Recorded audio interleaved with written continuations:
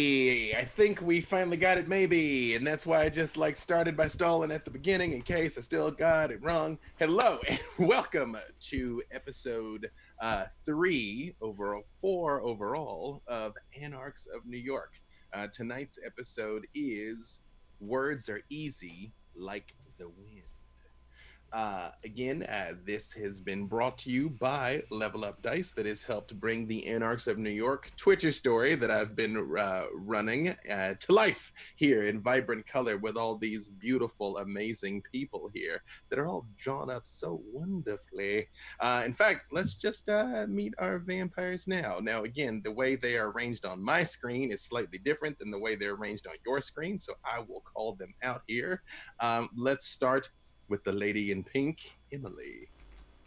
Hi, I am Layne Floyd. I am the corporate manager for Level Up Dice, and in this game I play the Toreador Cherry Thorn, who, before her embrace, you saw her in that thing. Actually, it's coming to Netflix now, but first it's got a buyout from Hulu, and so, but catch it in, you remember it. Nostalgia. Yeah, Tiger King. Yeah, no, but it's like super dope. Yeah, no, she was one of the stunt tigers in Tiger King. Yes, right, exactly. Mr. Todd. Yeah, I am playing Hugo. He is a Nosferatu, and that's about it. He's recently awakened from I don't know how long of a slumber, but it's very horrifyingly long. So he's a little out of touch. An indeterminately long sleep. Yes. Mason. Yeah, so my name is Mason Dula. I am playing Eli Decker. I'm a caitiff, cowboy gunslinger type guy, a little bit out of his time, but he just wants to make the world a little bit of a better place. You can find me normally over on WizardX TV here on Twitch, where we do D&D and Call of Cthulhu right now. And so, yeah, thanks for showing up, guys. We appreciate it. Justus. Hi, I'm Justus. I'm the experience manager at Level Up Dice, and for this fine gaming session, I am playing Dmitry Volkov-Borosovich. He is a gangrel kindred from beyond the Iron Curtain. He's Hugo is the best boy, but Dmitry, he's a good boy, right? If he's like. Miss Leigh Damage, master of disguise here. Like, this is a completely different look, and I love it. It's incredible. Hello, I am Melee, otherwise known as Leigh Damage, and I will be playing Abaddon, the Lasombra. Who's, again, the best person. Just a fine assemblage of just morally upstanding people here that we've gathered. And last, but definitely not least, Diana. Hi guys, I am Diana DiMicco. I am also with Level Up Dice, and I'll be playing Esther, who is a bruja this evening.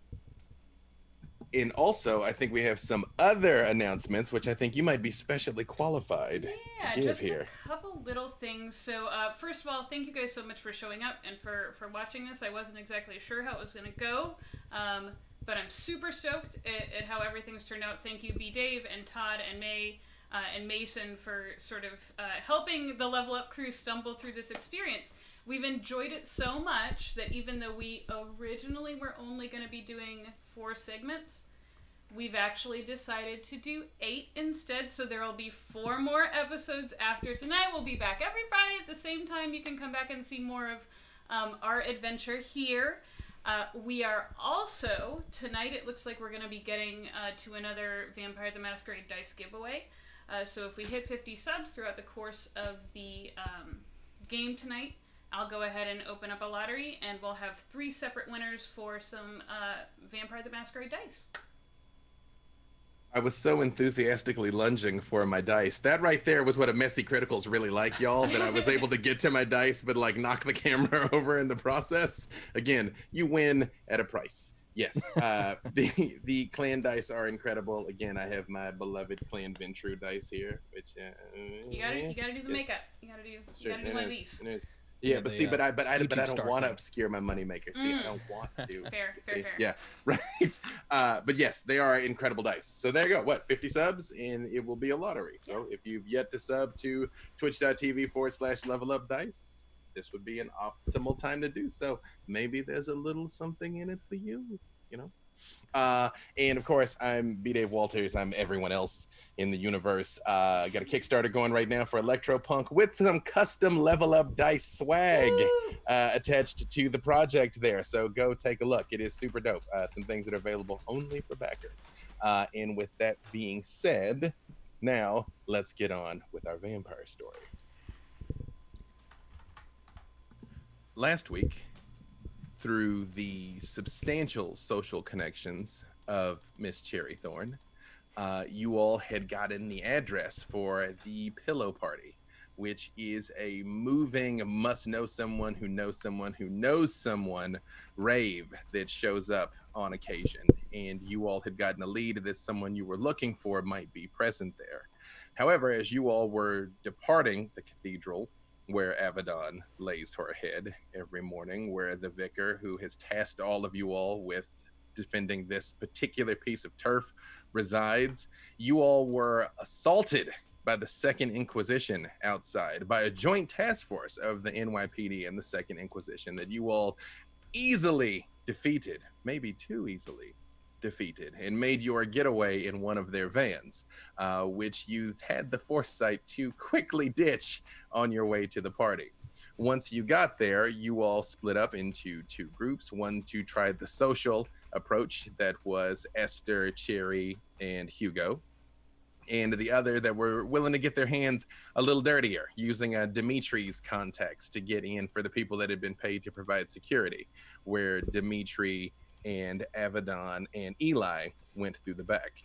You all met up ultimately through a sequence of events at a very, very old speakeasy that dated back to the earliest times of New York City, deep, deep underground, run by a Nosferatu named Gigolo, who gave you some insight into the fact that whoever has been hitting all of the places that the vicar tipped you off to have all been attacking his organization. He told you that his main competitor is a guy named Memphis, who operates on the other side of Central Park, at least before now. They've had somewhat of an uneasy understanding that sort of you stay over there, I'll sort of stay over here, and we just kind of won't interfere in each other's business. And even though you all were deeply suspicious, Gigolo himself did not necessarily believe Memphis was behind it, but of course, understood, you never know. You stay in this business long enough, you realize you can't really trust anyone. He gave you all the phone number of a Nosferatu contact by the name of Napalm, who works for Memphis and frequents Central Park. He also gave you a list of some of his other holdings, although he himself was completely not clear on what the pattern of the break-ins is. So he wasn't able to tell you, like, oh, I think they're going to come here. He was just like, this is what else I've got. It was mostly unassuming stuff, like a coin wash, washateria type thing, a little coffee shop, some unassuming looking apartments, nothing that just screamed break in here to rob the place. But quite frankly, Gigolo wasn't also necessarily 100% forthcoming with everything that happens at every one of those places. In the process of all of this, a man named Seth Smithson, who originally seemed like a Cherry Thorn superfan, was revealed to be a Inquisition plant that was helping them find her. In fact, he's the one that had tipped off that she would have been at the cathedral. Hugo slipped this poor bastard a little bit of his vitae, thereby ghouling the man, which you all witness happened as dry patches formed on his face and clumps of hair fell out. And to show his dedication and love, not just to Cherry, but to his new master, Hugo, revealed to you all that the Second Inquisition was on the way to Cherry's house as we speak. And now you all find yourself still in Gigolo's speakeasy. Cherry, now just don't panic. We're gonna take care of this if we just I'm not panicking. Okay, well that's good. I'm You not look like... panicking. I think she might be panicking. Perhaps we should perhaps we should move this conversation to somewhere a little more private. Gigolo, who is still standing there, although I believe he had reverted from his form of A-Rod, so is standing there, a 600-pound undulating mass of Nosferatu that looks somewhere between a bullfrog and just a chunk of raw chicken, looks at you, Cherry, and says, "Oh, that's terrible. Ain't got no respect, you know. You don't attack family. If you need any assistance, Cherry, I'd be happy to help." What does your help look like? What do you need it to look like? I think maybe she's inquiring what it's going to cost her. Oh, hey, you know, I'm a lot of things, but I'd be a monster to try and take advantage of your emotional weak point. We could just say that you owed me one. If there's one thing I've noticed, it's that people think I'm stupid. But I'm not so stupid as to pretend that we aren't all monsters. We're gonna handle this on our own, right? And I look at everyone like, because I realize I'm not so sure you're all gonna help me. Of course, I'll be willing to help out. I would be remiss if I were to ignore a lady in need. I mean, it's still early. I suppose I can help out. Oh yeah, no, I'm gonna help. I'm gonna look. I'm trying not to choke this guy to death right now. You're no fun. You have my support for whatever you need, Cherry. Then you have Dimitri's fangs as well. Thanks. When you You all should give those back. when you all say that, Gigolo looks at you all and he's kind of like, "Whoa, ain't you all like the fucking vampire Rick Brady bunch? I love it." And he snaps his fingers, and a different person, one of the women that was just sort of like dancing again in her like old-timey flapper garb, stops what she's doing, goes over to the bar and pulls something out and comes over to you, Hugo. And it is another disposable a disposable phone, prepaid burner phone. Why do people keep giving me these things? I don't understand. That one is exactly for you. You ever need to call for backup? It means they want to Emily be your first. friend, Hugo. Oh, we ain't friends, we's family. Same thing. And family looks out for each other, right?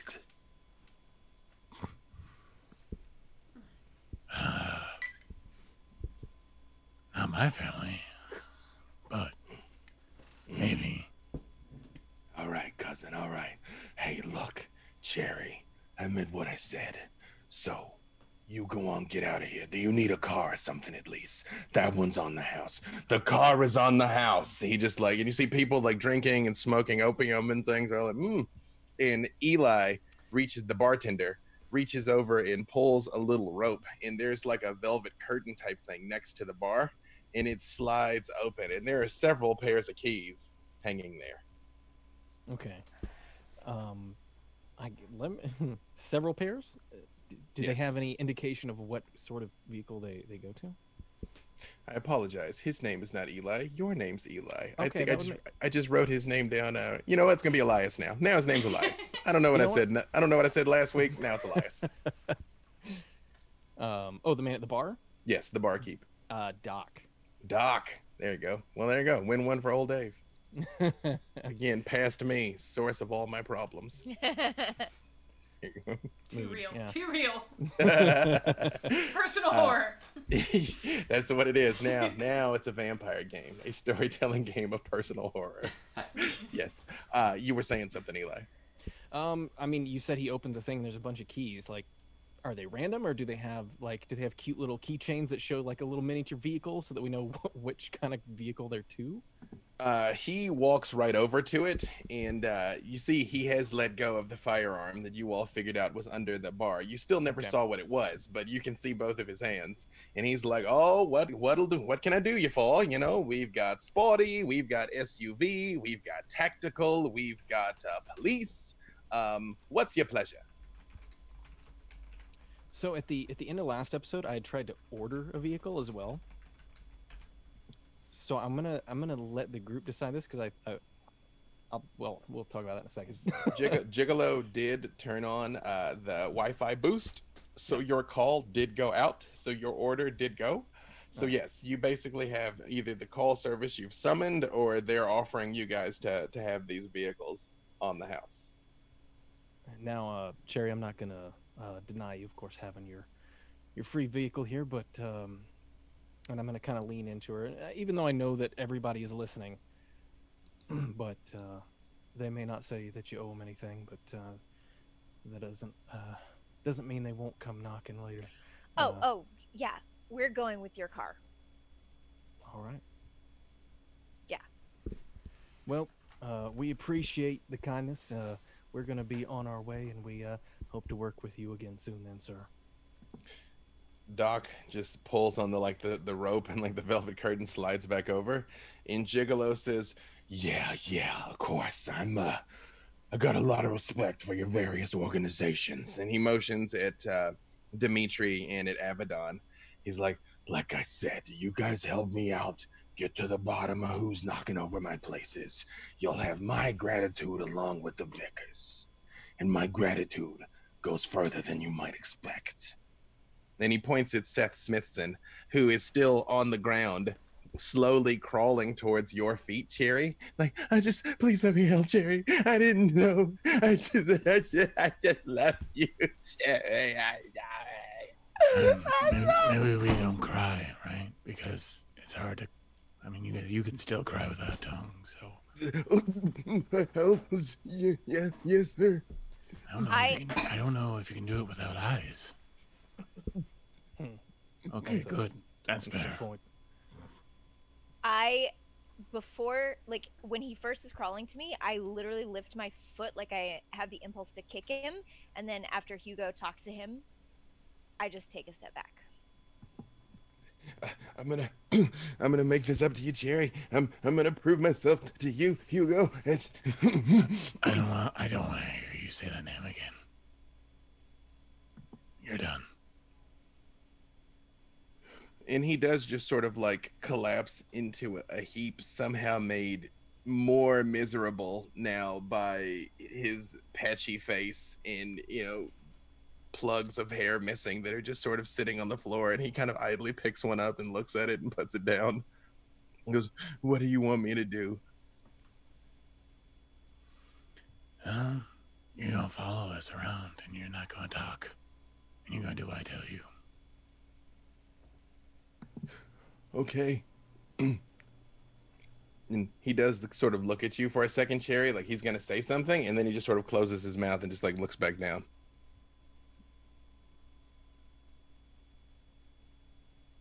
We need to go. We should go.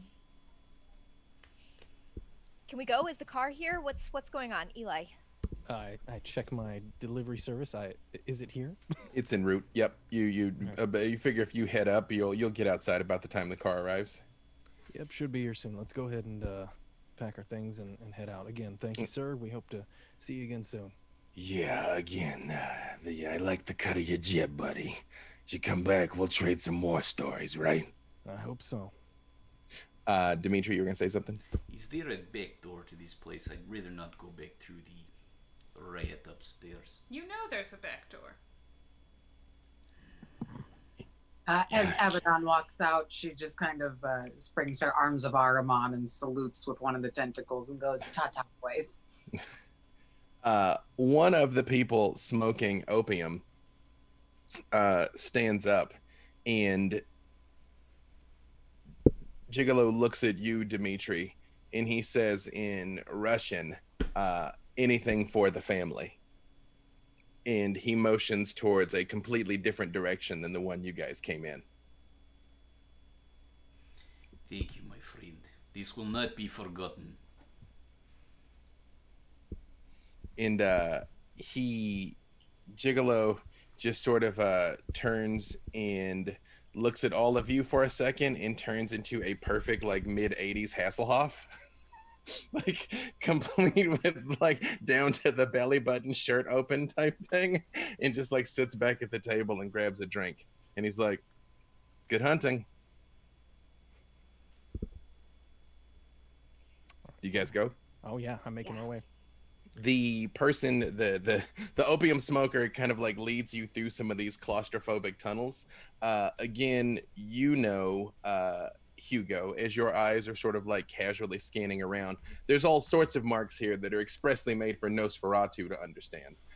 Oftentimes they're the exact opposite of what they mean, where it's like go left here, that means go right. There's times that it's like danger ahead actually means it's very dangerous ahead. Like it's kind of an elaborate code that you can read, and you're sure you could find your way back here if you had to. For the rest of you, it's just steamy, dirty tunnels. Left, right, left, up, down, up some stairs, across, back. Wait, why are we going back downstairs? And we're on the street. This is the only time I felt comfortable. You realize you're about a block away from where you were. In fact, I will make use of Dimitri's glorious backdrop, and you all are roughly where Dimitri is, and the car is roughly back there at those yellow lights. So you've emerged on the streets a couple of blocks over.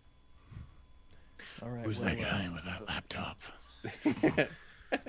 He knows too much. No witnesses. Yeah. Anybody else want to drive? I think I might want to help Hugo with the learn how firearms work these days. I cannot drive right now. I am way too distraught. Well, of course. I was really more hoping that just Dimitri would volunteer. I can drive. If I'm being completely honest. No, really, you don't, my Hugo. strong suit. All right. Well, how about this, Dimitri? And I'm gonna hand him the revolver that I was holding on to for Hugo at this point. How about I'll drive, and you can teach Hugo how these things work on the way.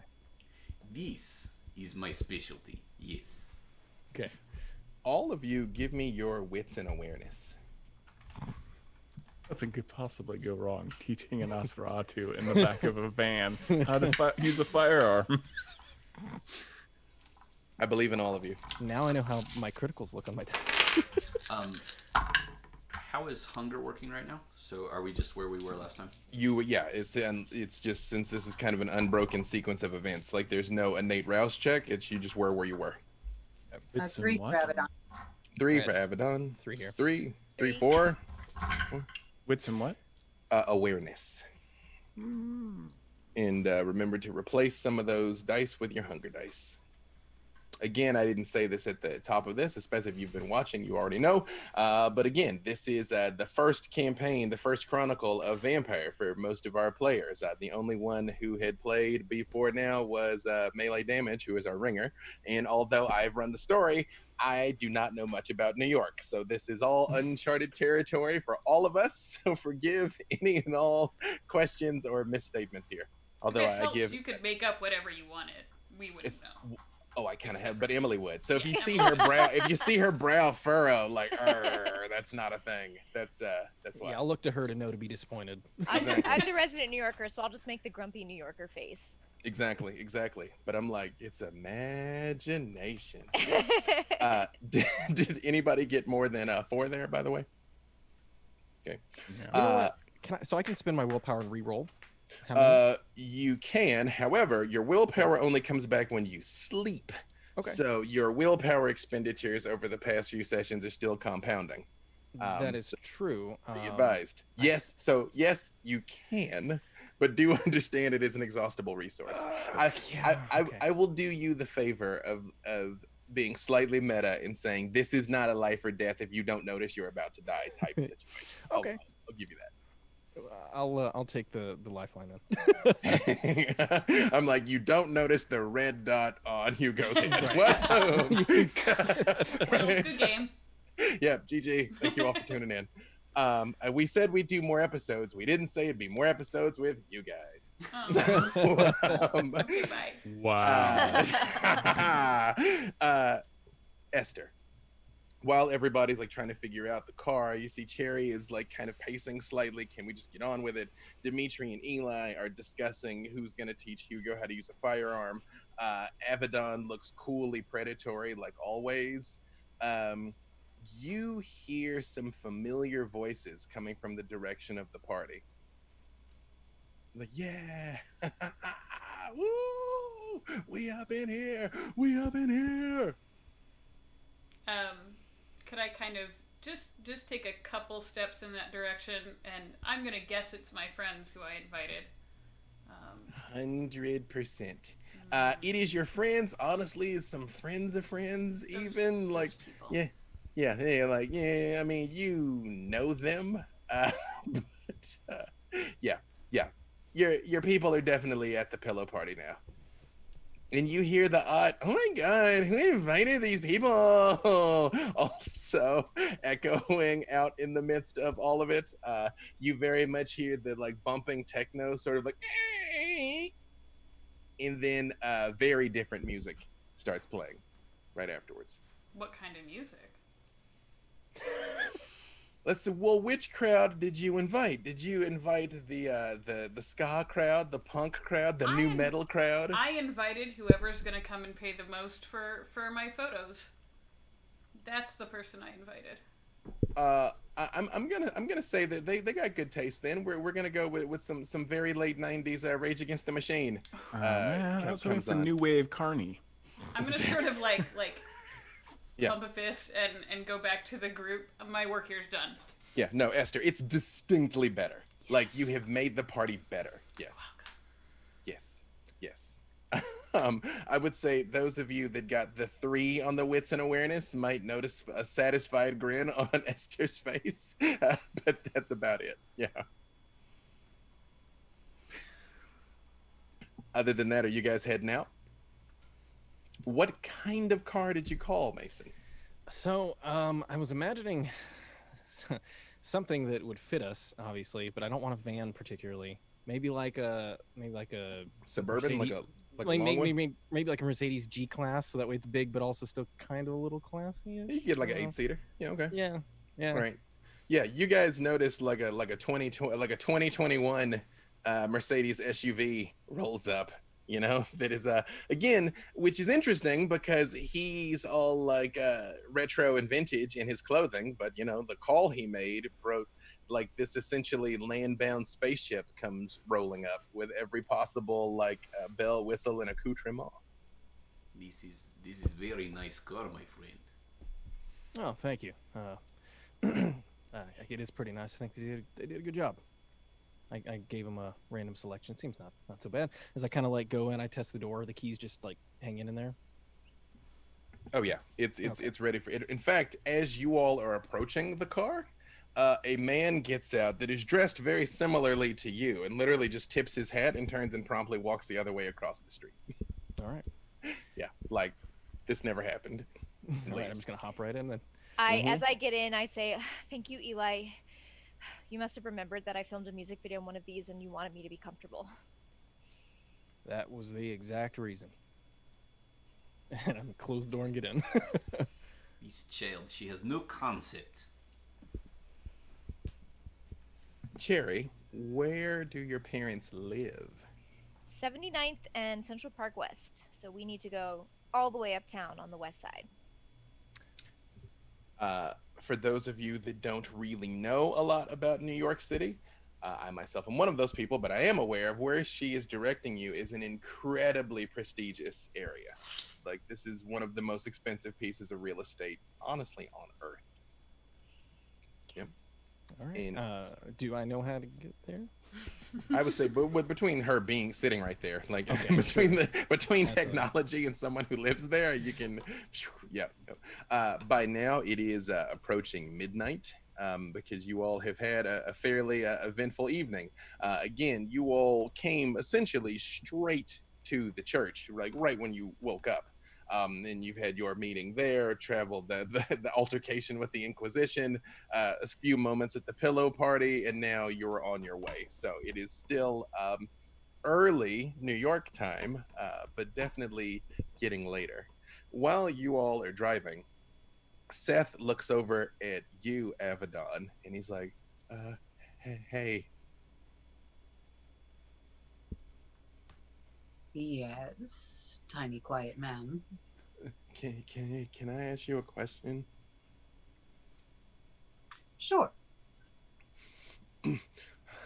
Why do those people want to hurt you guys. They said you were terrorists and kidnapping Cherry, and now he looks so strange, and I look so strange. They are very confused, and you, for all of this, are very welcome. Did he like give me a disease or something? Because look at my skin, look at my hair. Cherry's never gonna want me looking like this.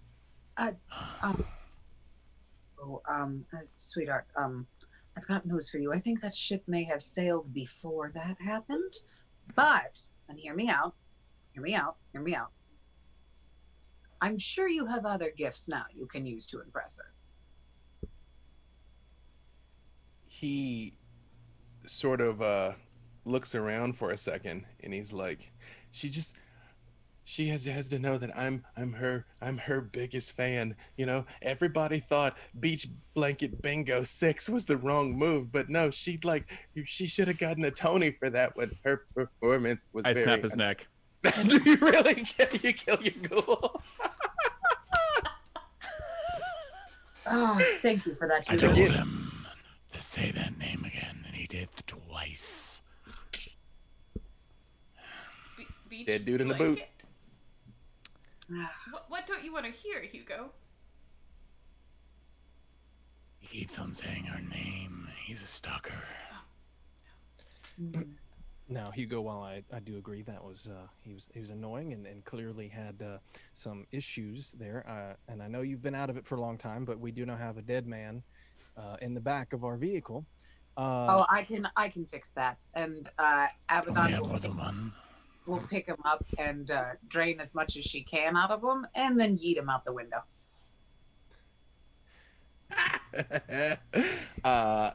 So death from a broken neck is not instantaneous. So I would say that you can also get 2 points of hunger out of him before he slips off the mortal coil, and you fling his corpse out the door of a moving vehicle. Yeah, I'm gonna wait until we're going down like a side road somewhere, like we're through a tunnel or near like a river. You know, good old mob style. He's got a broken neck. I'm gonna lick the wound close after I feed from him, so there's no like external sign of vampirism that's happening. Like Times Square. Let's just see how subtle you are in your body disposal. Give me your. So, for those of you that know me, I live for bizarre combinations of strength and skill. This is one of those times. Give me your strength plus either subterfuge or larceny. You see if you can Valid. throw. Valid. Just had a conversation about this. Could I Yep. while she's yeeting, Yep. could I make my best effort to clean out his pocket so he's Yeah. not identifiable? I will say you can shake him down first. Yep. He does. Well, just tell me when you got it there, Abaddon. That is 8 with a crit. Oh, and it's a messy crit.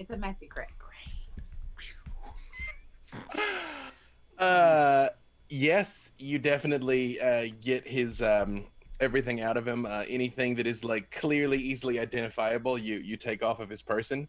And we agreed that it was Eli that was driving, right? Yeah. I'm gonna say that you guys coordinate, that you sort of like power into a turn type thing, and Abaddon sort of like rears up at the side, and you get excellent elevation out of this guy. In fact, you managed to put him through the branches of a tree to just sort of like bust him up a little bit on the way. But again, you see, despite her petite form, I mean, she throws a full ground 180-pound man like he's nothing. And he arcs high with a minimal splash, like a professional diver. As far as you know, even unless anybody was looking right at it when it happened, probably no one's going to notice. I'll even say with 8 successes with that many, you have, it's like something heavy you tie to him. Like, do you want to, like, the spare tire, maybe the jack, like, I mean, something to weight him, because that is significant success. It's part of your body disposal. Can you teach me to do that? Oh, well, I could. Are you particularly, are you very strong, Esther? Yeah, I mean, I'm strong. Can't you see I work out? I mean, come on. Oh, yes, but if there's one thing that I've learned in this life, it's that looks can be deceiving when it comes to those things. So I never want to assume. Some people are very swole and still not as strong as some of the tinier people that I've come to see, such as myself. So I never want to assume. But yes, I could teach swole. If I'm super swole. Just. I see. I'll teach you how to do that if you teach me how to do this. Yes, yeah. We'll cover it. We'll cover it. Now's probably not. Yeah. I feel like when you're like, now's not the time, give me your dex and firearms, Hugo. Oh God. Like, this isn't the time to be discussing such things. I want it to be noted that when I snapped his neck, I still had the gun in my hand, like on my ring finger, like awkwardly. Just that's the advantage of those extra fingers, man. Yeah. I feel like Hugo does some weird, like, over the top thing when you're pulling the trigger of the gun. Yeah. Yeah, he wears pistols like big giant gaudy rings. So let me find this. Dex and firearms. Well, I yeah. have nothing in Pistols firearms is not anymore the because I weapons. figured I forgot how to do it. So I'm just gonna do Dex. I like where this is headed. Yes. Yeah. Since And it I'm has to be supposed 6 or teaching above? him, can I assist in any way? I do have some firearm proficiency. Ooh, I got 2. And well, I'm gonna say that Dimitri, while you're showing him what to do, and Esther and Avedon are having their moment about, now's not the time. Pow! Like the flash of the firearm goes off, goes out the door. You don't shoot the vehicle, but definitely the weapon discharges while you're driving. This thing, Hugo, works completely different than the musket you're used to, and it bits you. The freaking slide, jump back, and scratch your hand. It's just, oh, this gun's mean. Yes, Dimitri, I thought you were handling that. Well, I was distracted by the killing, that type of thing. It gets to me. I will take the fault for that, and I'm gonna. I don't want this thing. This thing's very small. I would like maybe something more musket-sized next time. I'm gonna take the revolver from Hugo and wad it into a ball, and then roll the window and toss it. Also, I forgot that you did say you gave him a revolver. It doesn't bite you. That slides on 9mm. I apologize, Internet. But Yeah, I yes. was gonna say, but Yeah, it's true. It's true. I appreciate How it. do they deal with all the choices on those guns? There's 6. I don't know what to do with that. That's a lot. It's okay. These get the job done just as well. Why are we littering so much tonight? Can I look? Has anybody noticed? We literally launched a body like a rocket and fired a gun. No, a lot has happened. Yeah, and then this is like the Mafia Night pleasure pack going on here. You eat the body, then the gun goes off, then you yeet the gun. Yeah, you can Then give you take your cannoli. Is it true. Saturday? Leave the guns. Take the cannoli. Yes, I'm hungry exactly. now. AKA another Friday in New York. As you speed along, Eli, you definitely kind of drop it after that. But as far as you can tell, no one does anything. No one reacts to you. No blue lights come on. Like no cars don't screech. Just you speed along, and you do soon find yourself paralleling Central Park, which is a beautiful and iconic strip of untouched land all in the middle of New York City. A lot of people don't realize is there are several different areas inside of Central Park, including there's a lake, there's like shops, paths, all sorts of amazing things. And you all are still on the side of Central Park that should have been under Gigolo's control, as far as you know. As you are heading your way uptown, you realize you will arrive in mere minutes. But if what Seth told you was true, and the Second Inquisition is already there, what is your plan? Eli, we might want to be a little sneaky when we go in. Maybe on foot, not out of a car. I will defer to what the group wants to do. Of course, I'm gonna pull over at this point while we discuss it, though. Just find a place to kind of. I don't know. I've been parallel. like refreshing my sister's Twitter this entire time, and there's nothing from her, which could be good. It could be bad. I don't know.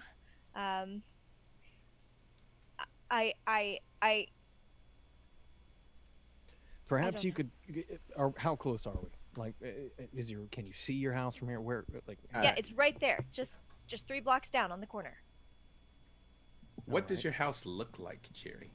So my family is in the penthouse suite of an apartment building just on the corner of 79th and Central Park West. So it overlooks all of Central Park. So this is one of those types of things where you come in through the lobby and there's a doorman, and you get onto the elevator, and we have a special key that takes you straight up to the top, and the doors just open onto our apartment.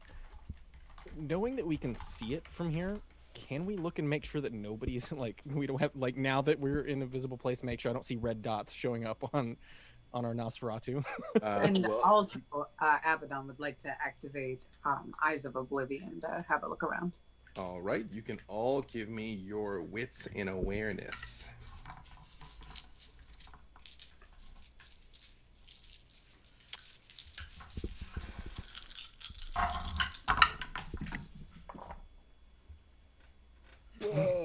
Whoa, what the?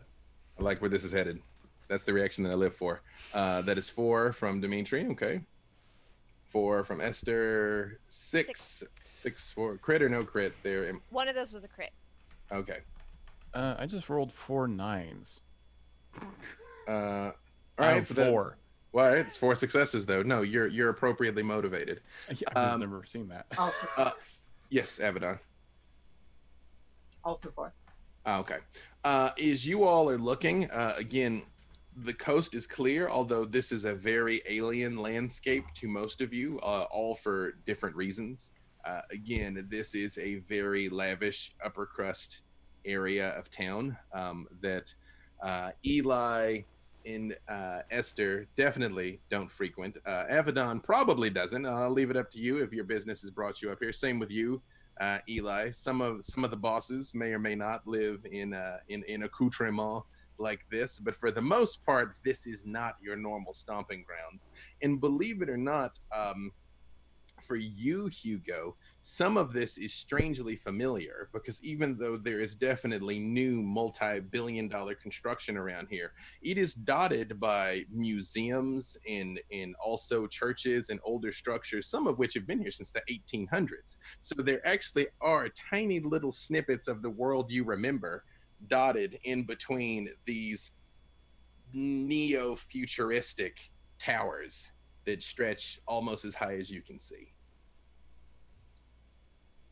I've been here before. I think maybe once. Yeah, Oh, that's everyone's from- been here before. This is where the Macy's Thanksgiving Day Parade is. Like, Oh, That's literally not every- his scene. Cherry. that sounds very important. Who's Macy? He gets whole parade every year. Oh boy. Like, oh, parade of all people named Macy. That's No, it's in the honor of the man named Macy. oh, okay. That makes sense. He must have been some great hero. He was. He created monuments all across the land with big red star, much like Mother Russia. I think I remember when that church was built, and I didn't know about a lot of things then too. I don't feel like I ever know anything. Hugo, we will watch the Macy's Thanksgiving Day Parade, but we have a few months before that happens. I just need to know how we get up there without putting ourselves at risk.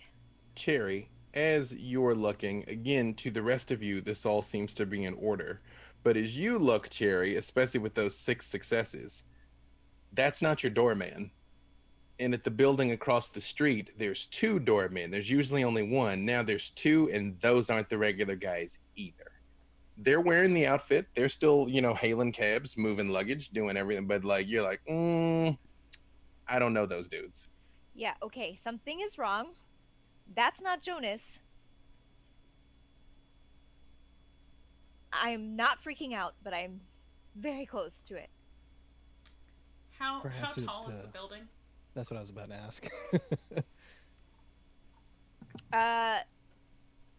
About 30 flights, 30 stories. Okay, very tall. Okay. Maybe Do you want me? we might want to get a couple people up top if anybody wants to come with me. All right, what were you saying there, Avedon? Also, if you'd like me to distract any of them, I can do that.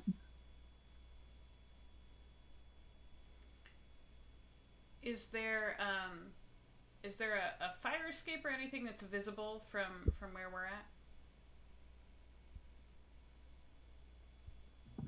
I would say, with most of the luxury construction, there are not external fire escapes on those things. Yeah, it'd be like in the back alley. Yep, it is just a beautiful tower. And nothing that looks like I could get a good handhold on it.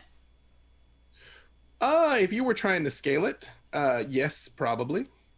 Yeah, it is not complete and total glass. It's like there are like ledges where there are like squares that have each individual window popping out, and then it's like once you get up to about the 10th story, it shrinks in and then goes up and is almost like a tower on top of a tower, essentially. Does it look like it would be something I could do relatively stealthily?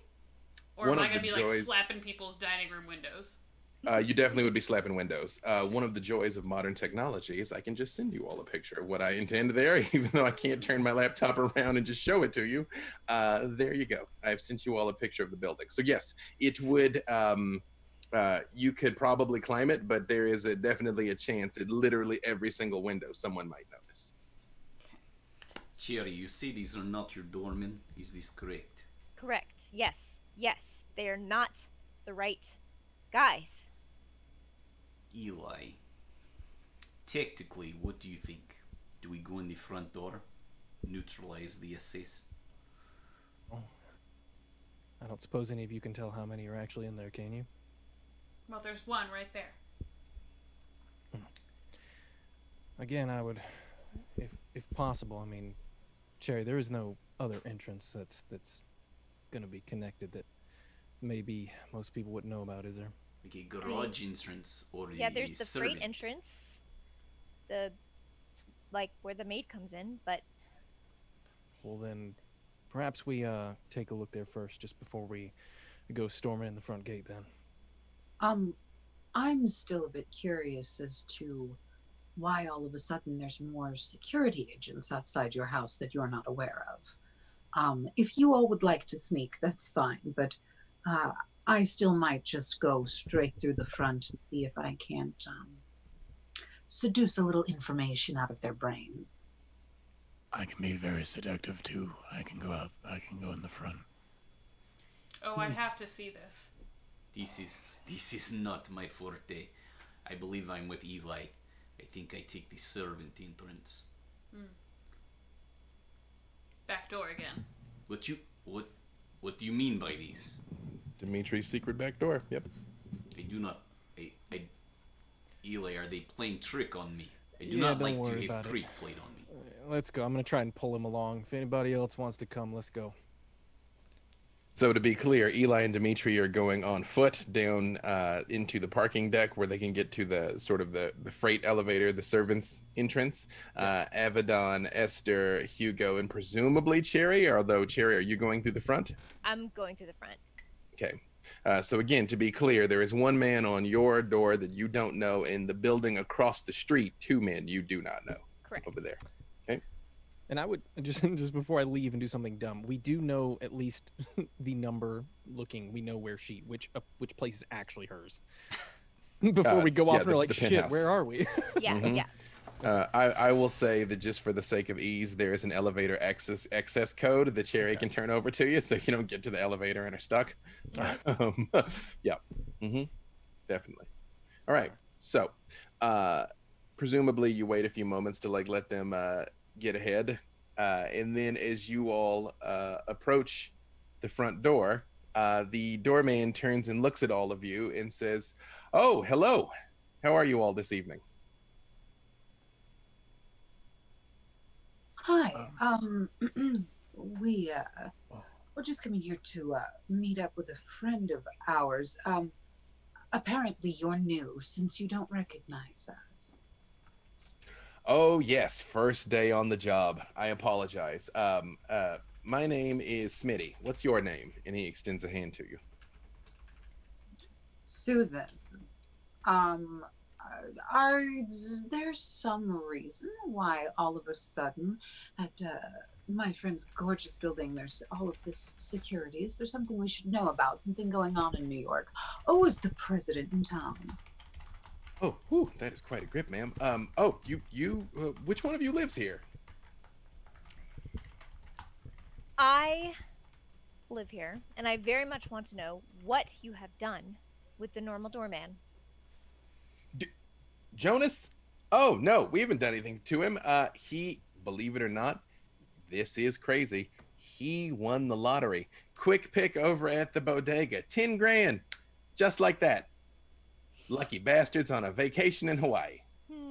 That seems really strange, considering the fact that I know that Jonas and I have had the conversation multiple times about whether he would buy a lottery ticket, and he definitely said that he didn't think it was worth it. Well, some people call him a stupidity tax, but hey, you can't win if you don't play, right? That Hugo, how is Hugo walking into this place? Like, what is Hugo wearing? Wait, like what he's faking that he's wearing? Do you have your Mask of 1,000 Faces up? Yeah, I'm trying to look like a UPS driver or some shit. Got it. I don't know. Yeah. I don't know what people do. I don't know. I look like the president. Yeah. Well, no, that is the point of Mask of 1,000 Faces. Is you can be anybody. You know, like Yeah. people look right at you, and it's like it's a dude, and then you just look completely unremarkable. I get very anxious when people talk for a long amount of time, where it makes me tense, and I'm feeling tense. So yeah, I just look very neutral. What Hugo's actually wearing is like just all black clothes that are so torn and shredded you can kind of see tattoos underneath it, but not quite what the tattoos actually are. Got it. Yes, but as long as you don't look like full-blown Nosferatu. Got it. Only on the inside. Only on the. I mean, who among us doesn't, right? And this man turns and looks at you, Esther, and he says, "Hey, aren't you some sort of artist?" Yes. Actually, I'm gonna glance around the lobby. Is there anything that looks familiar art-wise in this super ritzy apartment building? Hang on just 1 second here.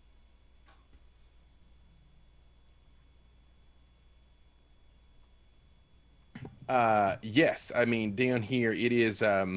I don't know, Cherry. You know, your parents are assholes. Do they have a more modern aesthetic, or is this more chandeliers and This is definitely like chandeliers and art that is too pretentious for its own good. I do a lot of photography just like this, actually. He's like, "Oh, wow. Oh my goodness. Well, you know, I apologize. If I've inconvenienced you people, please come right in. Can I get the elevator for you?"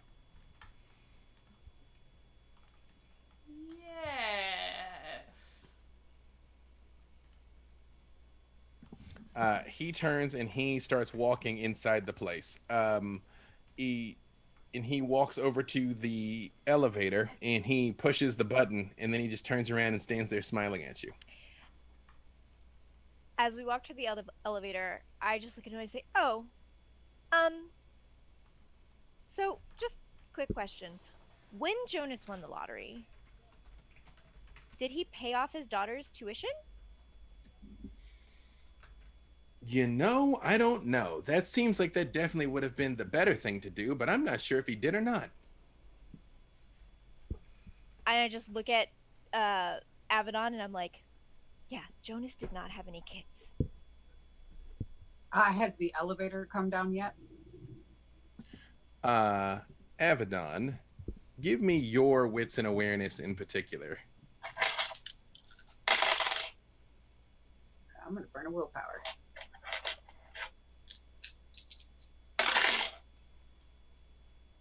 It's 5 successes. Across the street, Avedon, as Cherry says this to you, you turn and look again back at the two men that are across the street watching the place, and you see they're both looking your direction, and someone has walked up behind them, and is a third person, a woman, is talking to them both, and they're all looking across the street. You've seen that woman before. You've seen her in the cathedral a few times now that you see her face.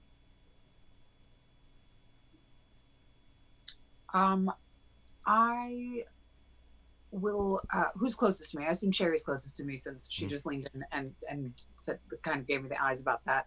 I will do the same. I will make eyes over towards them and kind of like do that thing to like look that way without saying anything.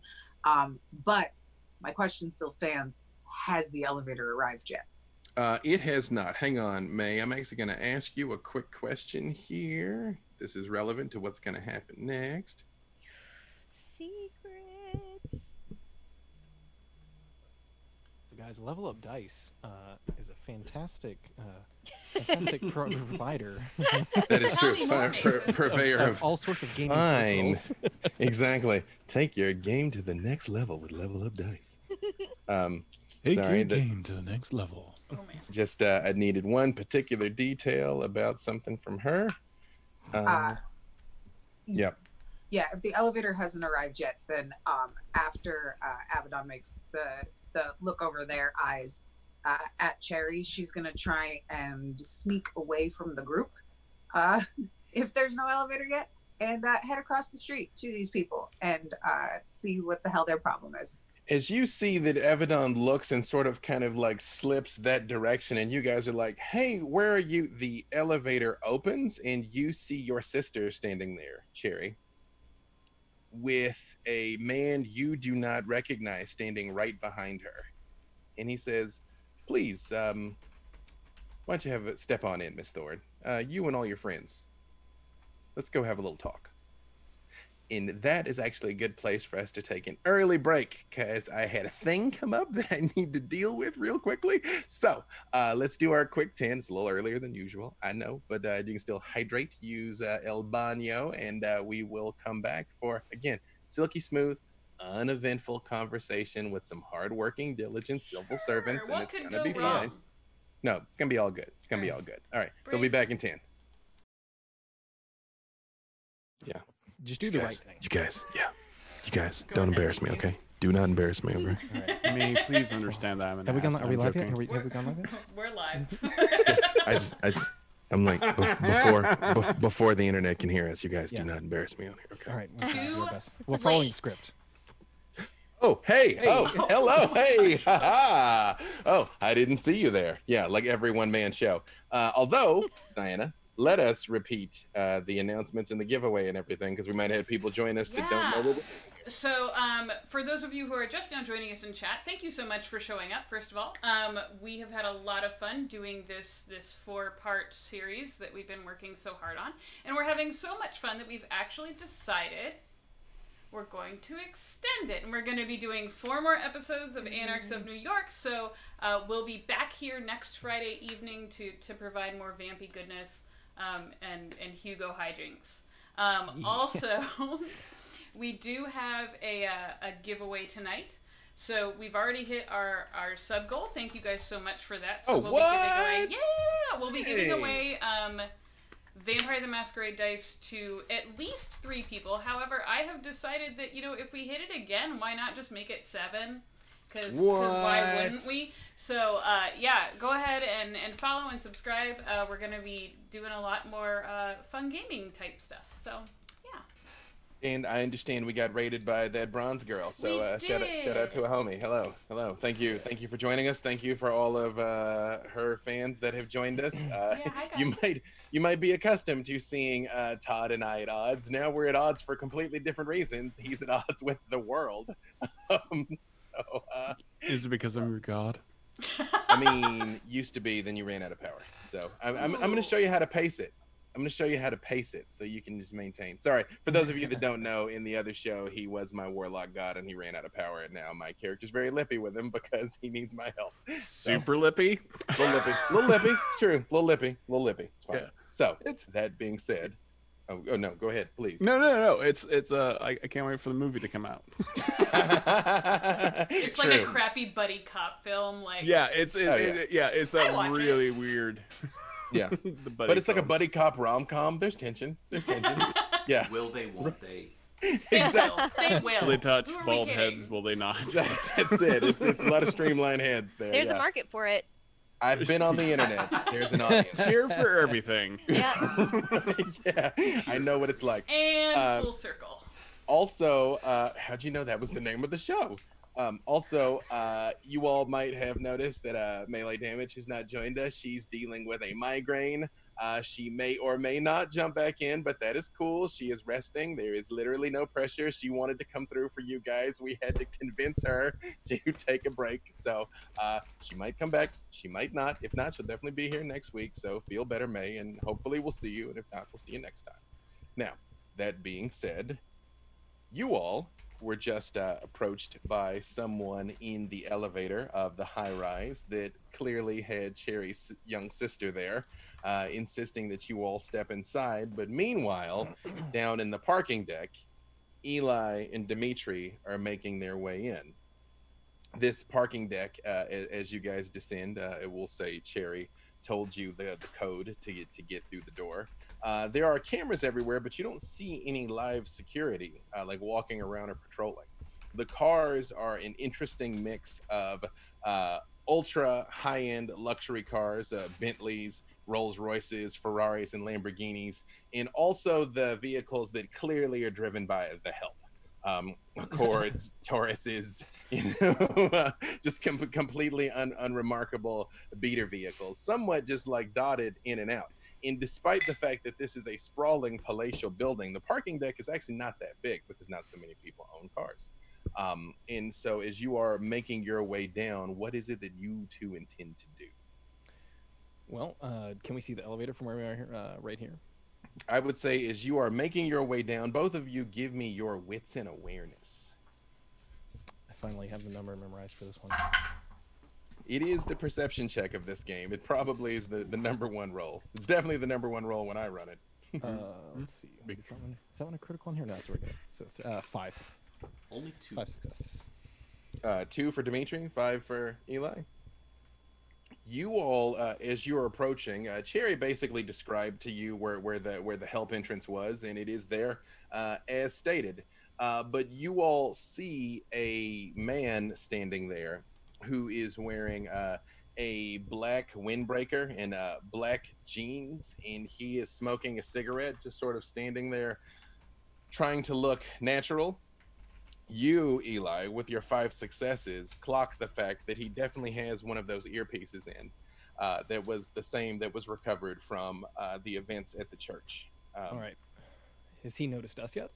He doesn't seem to have. All right. Well, I'm gonna kind of pull around the corner. He is sort of like, head on a swivel, smoking his cigarette. But if he's seen you, nothing has changed in his mannerisms. All right. I'm gonna pull back around the corner with Dimitri for a second. All right. Well, we got one there.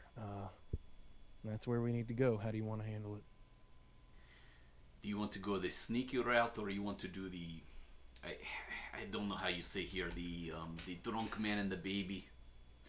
Oh yeah, we could try that for sure. I think maybe acting's not my strong suit, but I'm willing to give anything a shot. I would like to keep the element of surprise as much as we can. You have your firearm. Do you have the silencer with you? I would have. I didn't ask Dave, but I would assume that I would have one. I mean, you're a pro. Yeah. Okay. But as a pro, you also know, contrary to what you see, Yeah, in they're movie, not- the they're not silencer cute. only makes it so silent. It is not the gentle. It is still a gunshot, and you're still in a parking deck. But yes. Yeah. Then. you could have that. Then I'll just kind of like lean back. Are there any cameras where they can see what we're doing? From your casual examination, there's definitely cameras on that door coming and going. You see the cameras, from what you can tell, seem to be largely concentrated around entrances and exits. Okay. Well, I guess I just kind of want to turn my back to one as best I can, just kind of still facing Dimitri there, and I will go ahead and screw the suppressor onto the front. And if you allow it, maybe I also have subsonic ammo, so it's a little quieter. Again, you're a pro. Yeah, so so you have the proper equipment. so drop the magazine and kind of load it just inside my jacket there. And Dimitri, I will also say that even though you yourself kind of eschew the use of firearms, you are familiar with them. And again, despite his quaint old-timey exterior, he's got the best equipment you can have. Okay, what if we play it like this? There's a car right there, right? Well, yeah, no, that makes too much noise. Okay, stay on the off side. Put your armor in me, and we'll start this song. Let's do this. You know the drill. We play it. We get close. Don't use the firearm unless necessary, for I can be quiet as well. All right, I'll follow your lead then. So I'm gonna do the quintessential drunken. Quintessential. Yeah, All right. we're not trying to hide.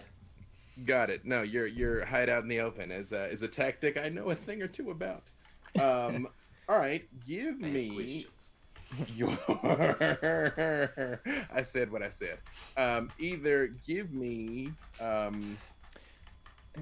And I'm going to be singing it completely out of tune, not matching up with him at all. Maybe I skip into a different song. You're super leaning into this. Yeah. So here's what I'm going to do. I'm going to let one of you roll, but I'm going to give you a bonus based on the other one. So first of all, do either of you have any ranks in either performance or subterfuge? I've got subterfuge. I have 1 point in subterfuge. I got 2. All right,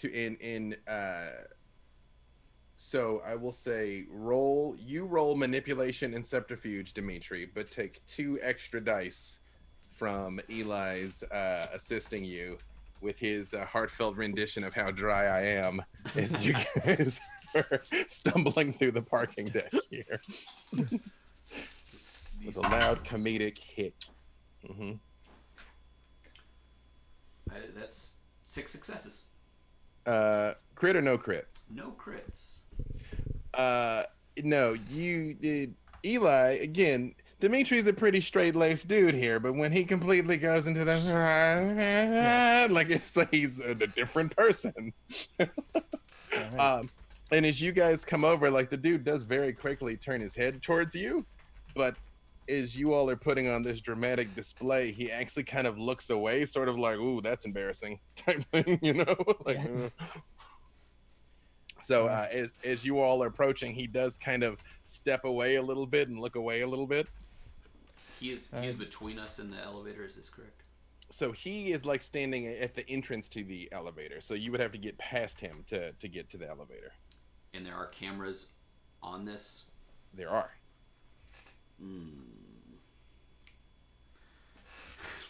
But as you're approaching, he seems to be buying the ruse. All right, just hit the Easy. I forgot that. What's the you push it and then We go. and then We need to go up. yeah. And so I'm just kind of missing the button a few times before I. So crazy. You push the button. You guys all right? Oh yeah. Okay, I can't. I think it might be broken. We're trying to go up. Do you know if there's if the elevator's broken? No. It well, that's the guest entrance, man. Like you guys might want to like bust it around front there. They got a doorman. No. Professor My wife, she says I cannot come in the front when I eat like this. Oh, she's a firecracker. You don't want to be, you don't want to get in the. No. We should. Can we just? Can you like turn the button to open the? Do the thing. Make the other guy lets this all the time. He's fine. No, there's a keypad over there, man. You just type it in and you just like, yeah. And you see he very much goes back to like looking into the parking garage and kind of ignoring you two. I'm gonna get down like way too close and be like, like kind of slowly put him in like with my eye, like trying to make sure my finger goes exactly in the right spot. Do you remember the numbers? It's the 1. No, I think it was started with a 3. And He's like, just Jesus Christ. Okay, wait. He comes over to the thing, like right next to both of you, and he's like, which one are you trying to get into? 30-30.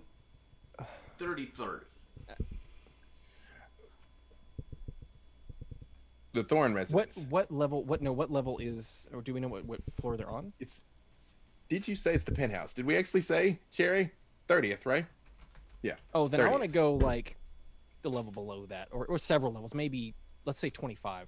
So she did tell you this will open in the place. So if you go to a lower place, you will come out in someone else's home. Correct. I have an idea.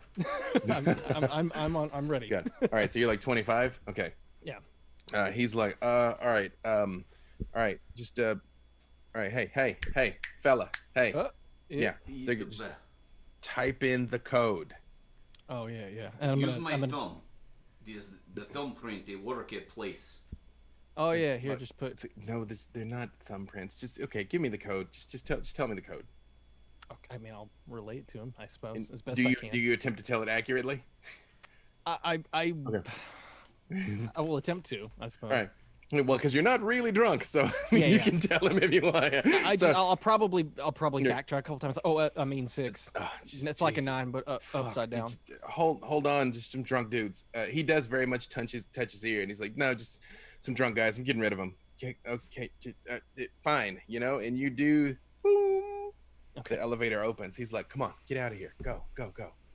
All right. You have a great night, friend. Hey, quit bothering the nice man. We are comrades now. Yeah, right. Yeah, hey, be careful. Public intoxication's a crime, all right? Yeah.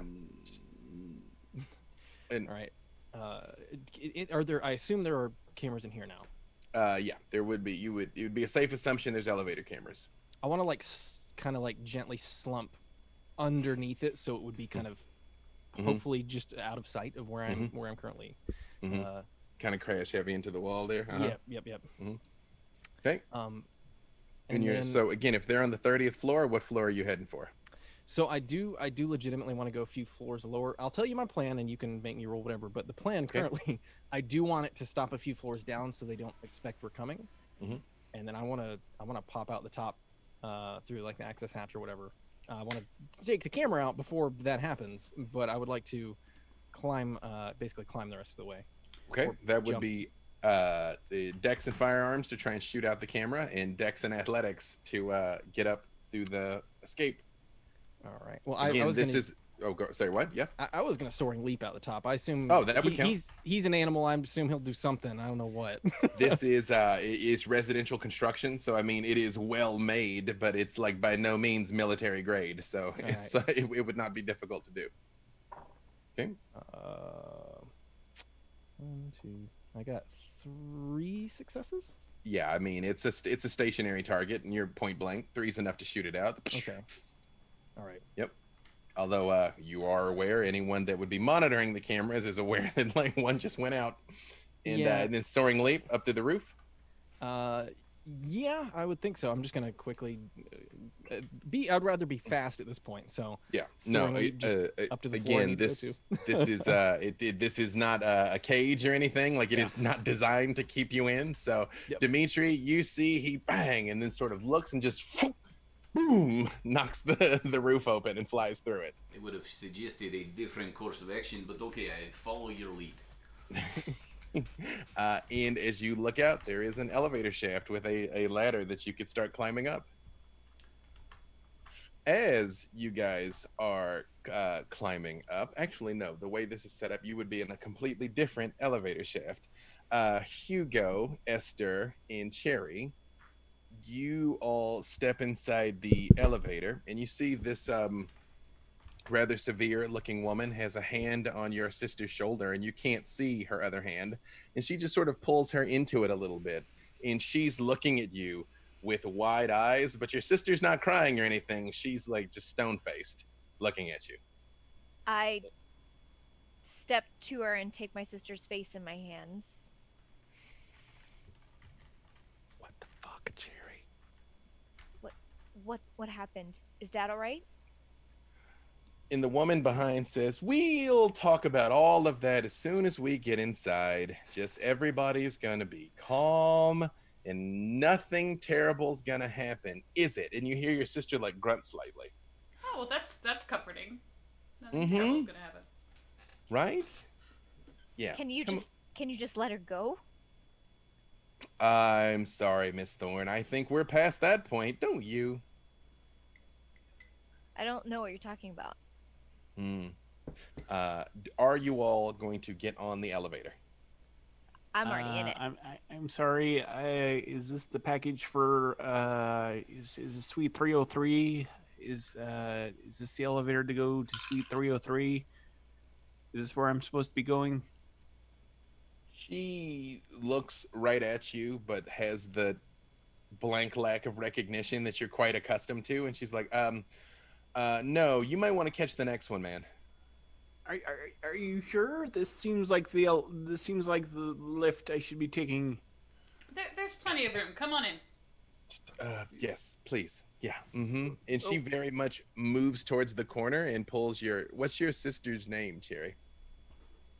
Apple. Beautiful. Yeah, she sort of like kind of wedges herself in the corner with Apple in front of her. Again, Apple's only about 14, so this woman like clearly stands a head taller than her. But if presumably she's got some sort of weapon in her back, you probably couldn't get to her before she did something terrible. I squeeze up against the woman who was nice enough to let me on the elevator. I'm just like, excuse me, sorry. Yes. Ooh, I'm very claustrophobic. Okay. You know, I've been deliveries are, you know, it's a new thing for me, you know. So It's not going well, is it? Yeah, no, I'm not the best at this particular job. I'm not gonna lie. That's hurtful. That's mean. While I'm talking to Hugo, the woman who's holding Apple hostage, very strange phrase to use there. You're welcome. Does she look like kindred, or does she look very much alive? So again, technically there is no way to know, but you can give me your wits and awareness. Unless a taste test. There's a taste test. If you've got the ability to sense the beast, which I don't believe any of you possess, but it exists. I can tell the difference between Pepsi and Coke. Or? Yeah. Okay. I'm gonna roll the same thing all night long tonight. So. I mean, but that's better than that best you'll fail I after know, best right? you'll fail. Trust me, Yeah. yeah. Like that. Like there's 3. I'm good with it. Esther, you're a student of humanity, especially as a photographer. Yes. You do notice some beads of sweat at her temples. And while kindred do have the ability to rouse the blood to falsify aspects of living, like just bring some blood to the skin, make themselves breathe, for the most part, the nuances of things like that is usually reserved for people that are still living. Usually. There's some exceptions, but you would take that to mean this is probably a living, breathing mortal. I'm gonna in an effort to sort of make it look like I'm shifting to give Hugo more room, I'm gonna shimmy just a little bit closer to her. As you start to do that, she does just go, there's plenty of room over there, miss. Right, he's standing in it. Believe me. Why does everyone seem so tense? Just one of those presumably- nights. Once you got inside, did anyone hit the button on the elevator? Or are you all still just sitting there in the lobby? I hit the button. I want Okay. to get up there. Nope, we're just All right. hanging out. Don't worry about it. Mm-hmm. This Yeah. is the new pillow party. Literally, exactly. Like you don't want to look down and see what's in the bottom of these of this elevator shaft. Yes. I hate it. What's your name, lady who let me onto the elevator? I'm Esther, and I'll hold out my hand. Right, and who's this person here? I'm like pointing at the woman who's next to Cherry, Cherry's sister. My name's Apple. I live here. It's nice. That's a unusual name. Yeah. Who's your friend? The woman just looks at you and she says, "You should hit a button. You're gonna miss your stop." Oh, yeah. Sorry. See, I always get these confused. There's so many numbers, and let's see. Wait, it's 303, but does 303 mean like floor 303, or does that mean apartment 303? I think apartment 303. It might be apartment 303, or the funny thing about tracking numbers is I just try to snap her neck. Okay, so I'm not a creature of subtlety, okay? I only have it inside of me for so long. So here's how we're gonna handle this. Cherry, correct me if I'm wrong. I believe you have ranks in celerity, correct? I have ranks in Auspex and Presence. I have celerity. You have celerity. Okay, so here's what's gonna happen. It's a party now. Hugo, Pillow party. you will get to make your attack on this woman. She will get to react however she reacts.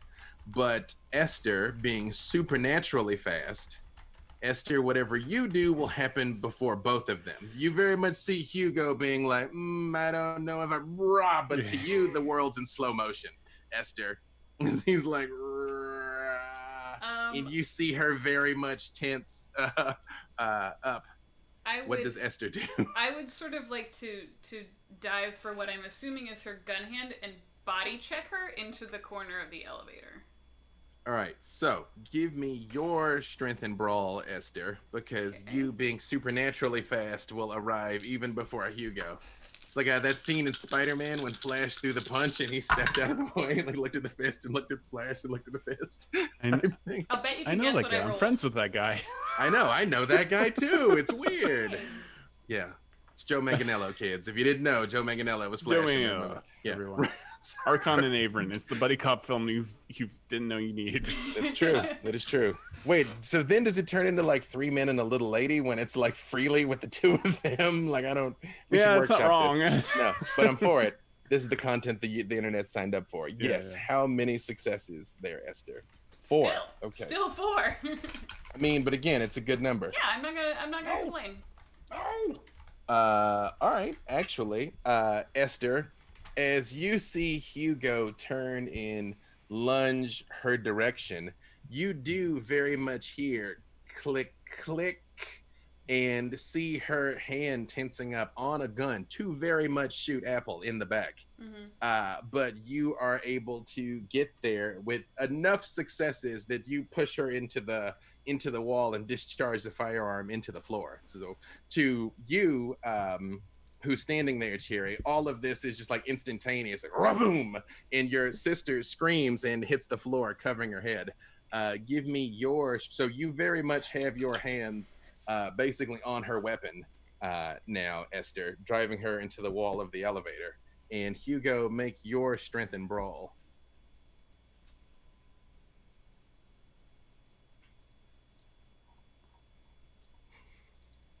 I appreciate this. Like you're just like Battle Milton. You're like, I'll burn the building down. I don't. I build your entire. I burn it all down. You're like, it's my sister.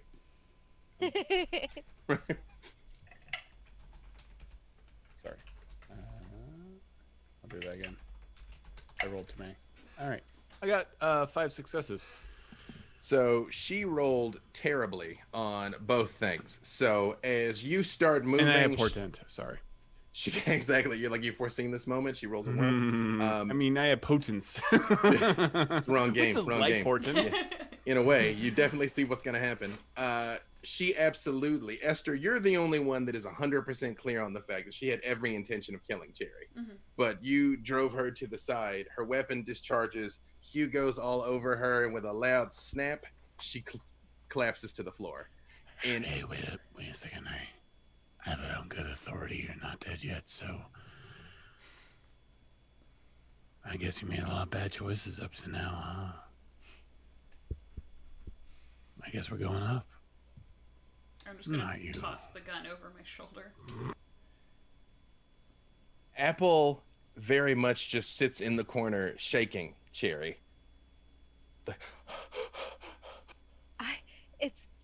It's gonna be okay. We're gonna fix it. Everything's gonna be fine. Cherry, what the fuck just happened? Like, she had a gun and they just like fucking like murdered this woman. I know. It's fine. Technically, she's dying. She's still a little bit alive, but she's listen. Look at me, Apple.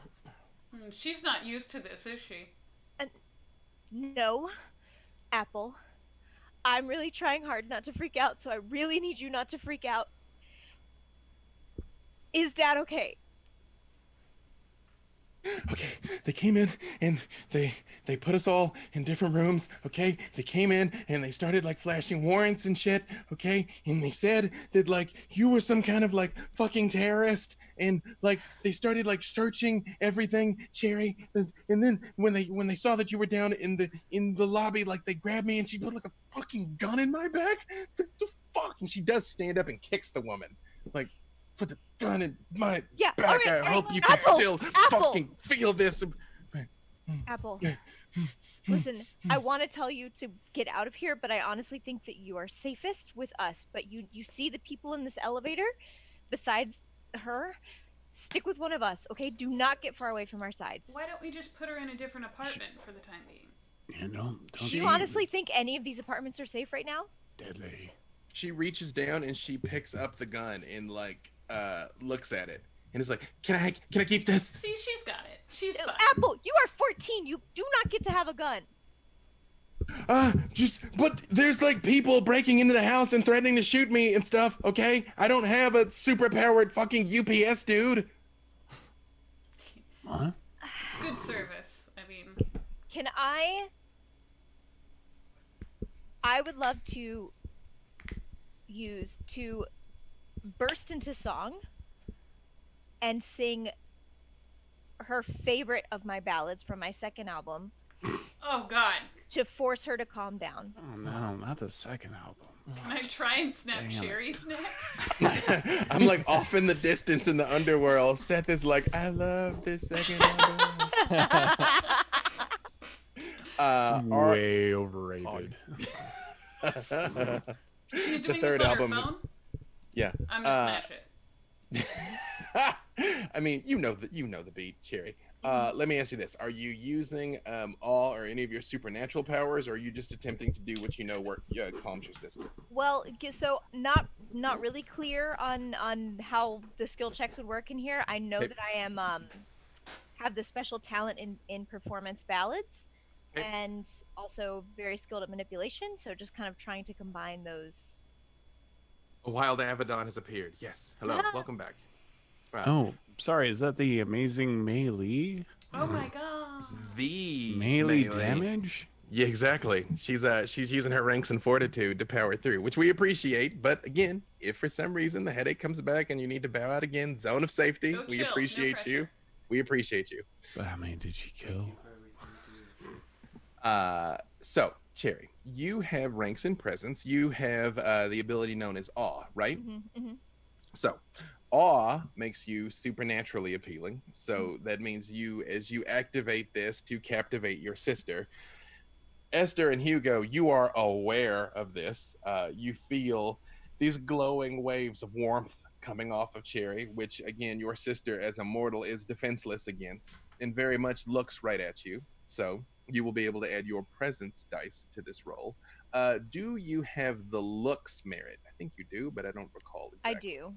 Okay. Do you have the 2 or a 4? 2. Okay. I believe that is 1 extra die. May, I know you are the resident expert on the looks merit. The 2 points is 1 die, isn't it? And 4 dice is 2? Yeah, that's correct. So you will get 1 extra die because this is a social roll and your looks do affect it. Mm-hmm. And because of your specialty, you will get an extra die. So you're going to roll your charisma or your manipulation plus performance and add 4 dice. Oh shit. Yep. I don't 2 have- because of your awe, 1 because of your specialty, 1 because of your looks. You are very good at this sort of thing. Okay, here we go. It's literally all the dice on my table. That is the most first world problems that I was like, I don't have enough dice. Oh no. Oh well, I've got more. They're just not ready. I know what can help with that, actually. It's true. Level Up Dice I have provides a number. solution. Right, a number of dice that you can take your game to the next level. Yeah. What is the level up dice motto? Not that. Hey, but we're workshopping it. We're helping you here. Yes. That is 8 successes. Crit or no crit? No crits in there. You, Hugo and Esther. Hugo, you really have no point of reference. You've only known Esther a few short hours, or known. Well, yes, only known Esther, but also only known Cherry a few short hours. Esther, you are familiar with this girl. Everybody's like, oh, she's this like kind of teeny bopper, like whatever, who cares? But she opens her mouth and it's angelic. She's really, really good. And you do see Apple visibly, the tension sort of sinks out of her shoulders, and she just begins bawling and just like hugging you. Like, I was so scared. I know.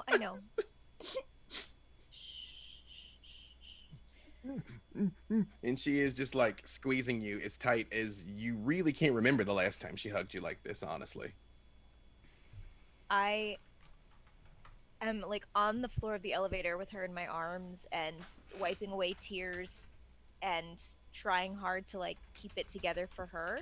And I look up at Hugo and I say, you do not let anyone up there hurt her. Please. Okay, I can do that. What's your name? Apple? Apple. Apple, you're gonna be fine. Because the monsters are gonna protect you. I'm gonna hand her the gun.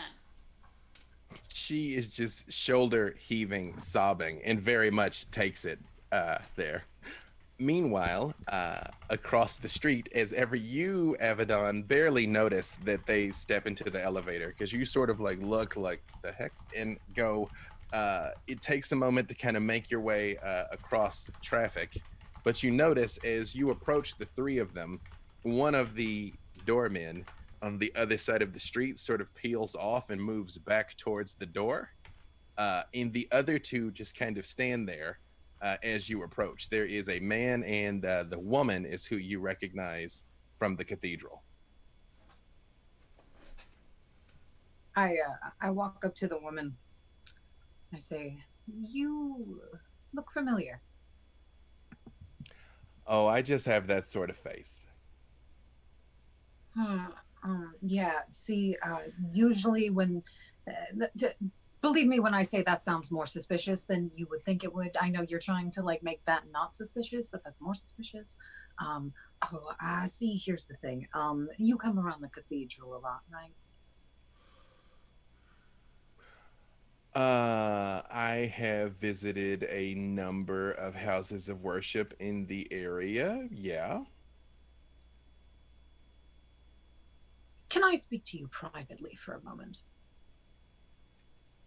When she says that, you see the doorman that stayed there kind of tenses a little, and she puts a hand on his shoulder and she takes a step towards you, Avedon, very much in your bubble. And she says, I would like nothing more than a private conversation with you, but I don't think you'd like how it goes.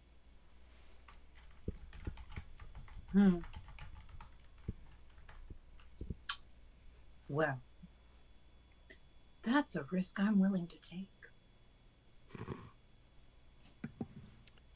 She doesn't take her eyes off of you, and she's like, I realize you may not understand these words, but there are a lot of innocent people in these buildings that are under my protection.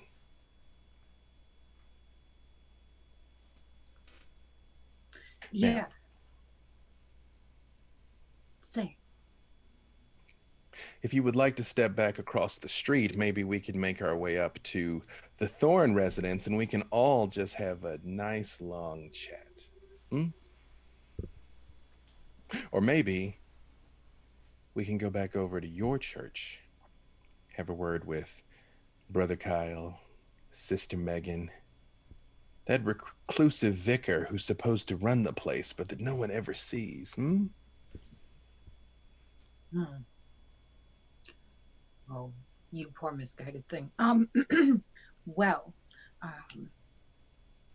I will humor you. Yes. Let us go back upstairs and join the rest of the group. Will your two other friends here be joining?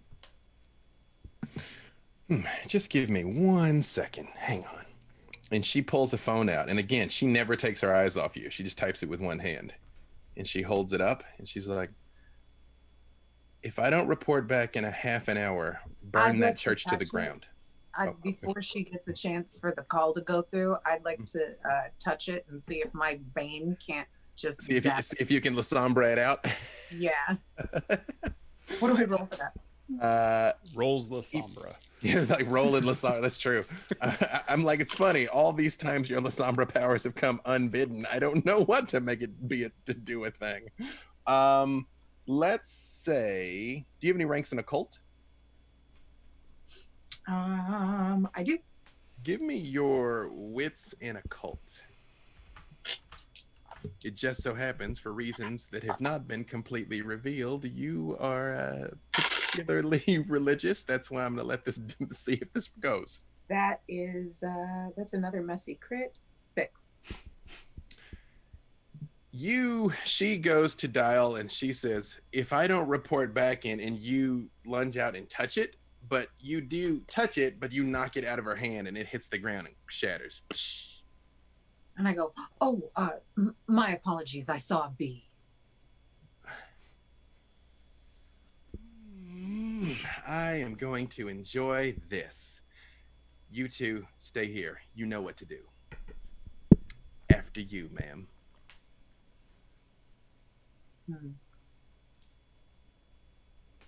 I will walk side by side with her. I won't walk in front of her. I won't turn my back on her. As you guys are walking back across the street, she's like, look at you. You look so lifelike, so hot. That's incredible.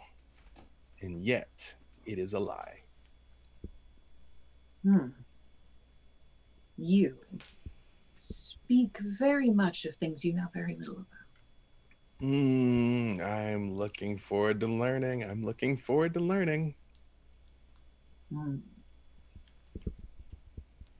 I have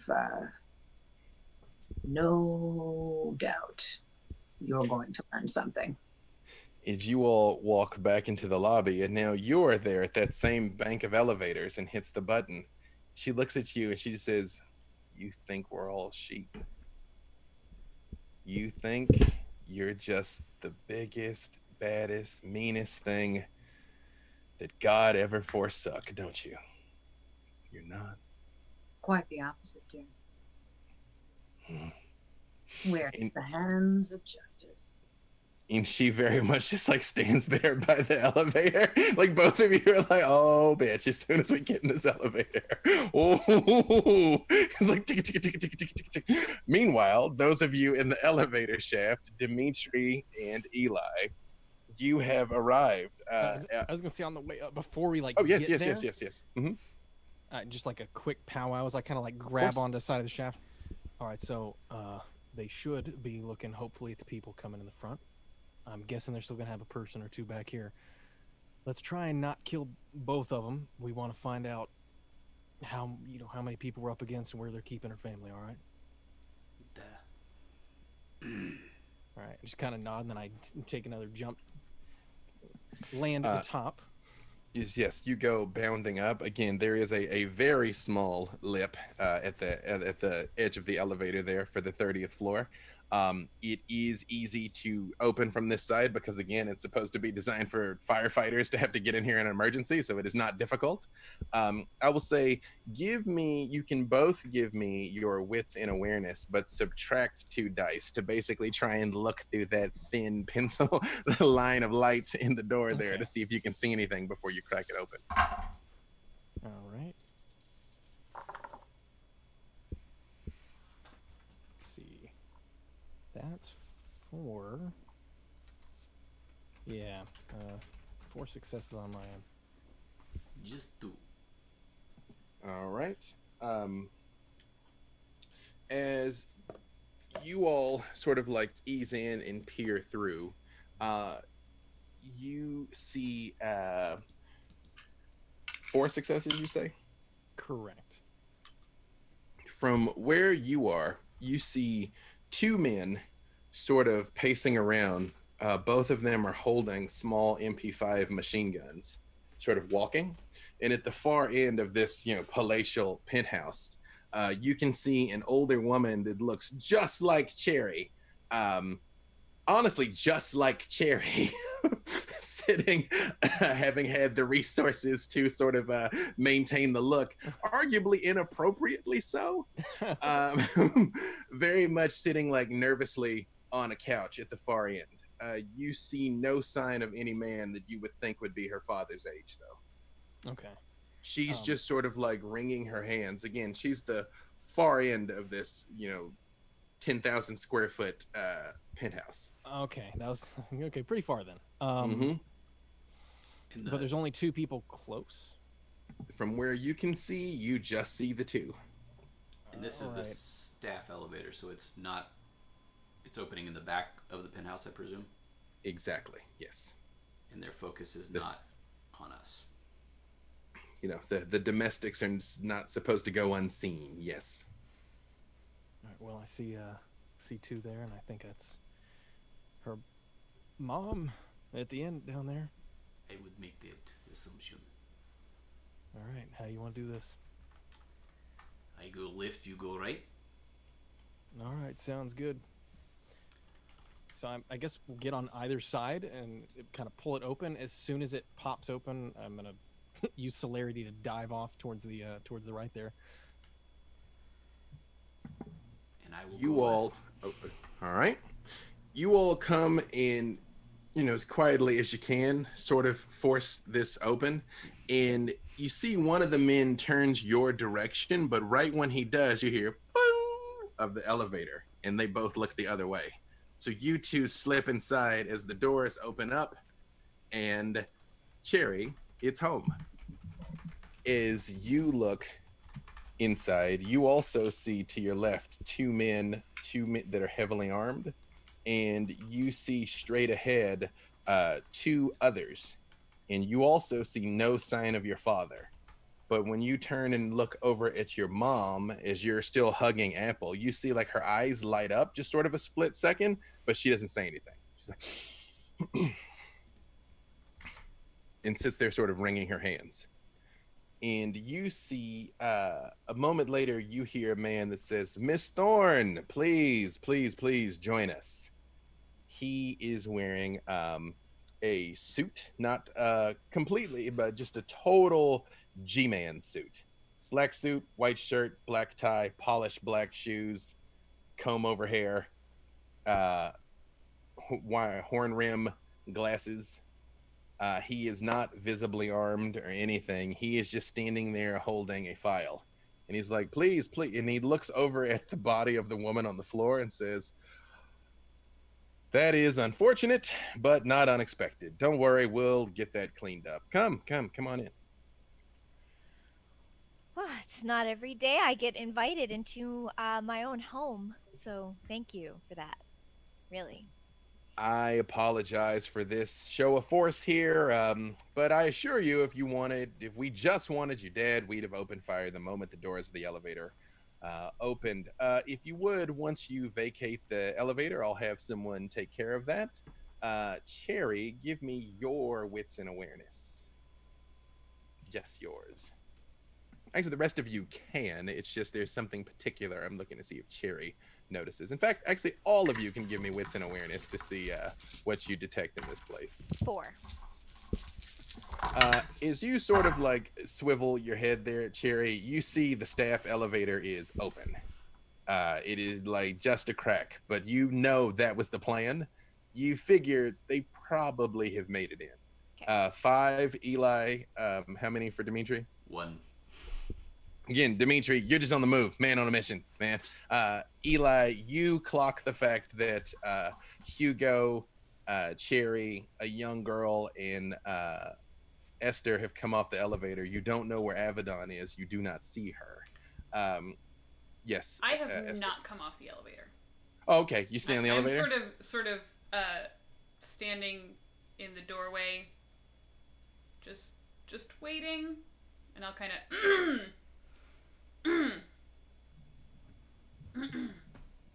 and give Cherry a knowing glance. Mm-hmm. Cherry, again, with that many successes, you noticed all of this. Mm-hmm, mm-hmm. And how many strangers are in my apartment that I see? Just this man? At this exact moment, you can see 5 total. Okay. 2 armed guys towards your left in the direction of the servants' elevator.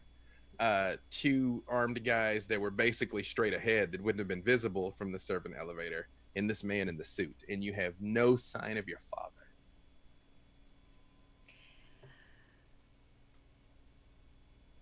Well, if I'm guessing correctly, that these shows of force that you've been displaying aren't totally necessary. I mean, whatever beef you have with my family, I'm sure we can work it out. Let's just get the patriarch in here. Where's Dad? Oh, Cherry. I am afraid that Mr. Winston Thorne is currently otherwise occupied and is probably going to be occupied for 25 to life. Your dad has been a bad, bad boy. And he sort of shakes the file. And he's like, it would be really terrible if some of these things were to come to light. But they're not. They're not going to come to light.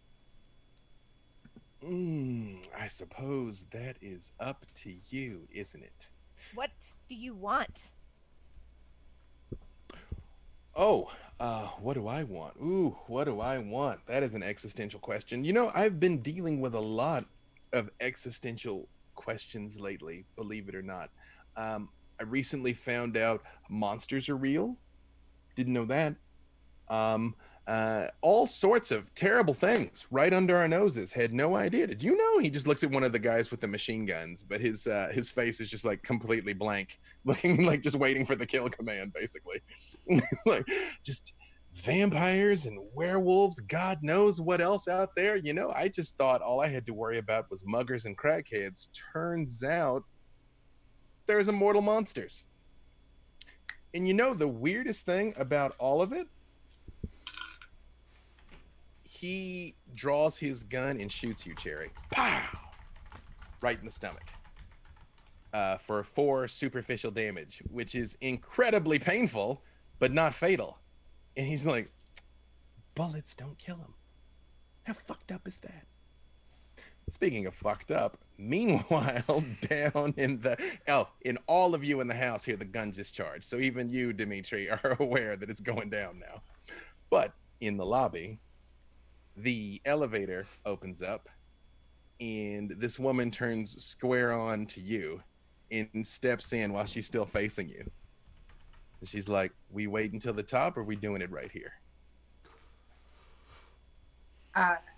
Avedon takes a step into the elevator and pulls a throwing knife out of her lapel and just chucks it at the security camera.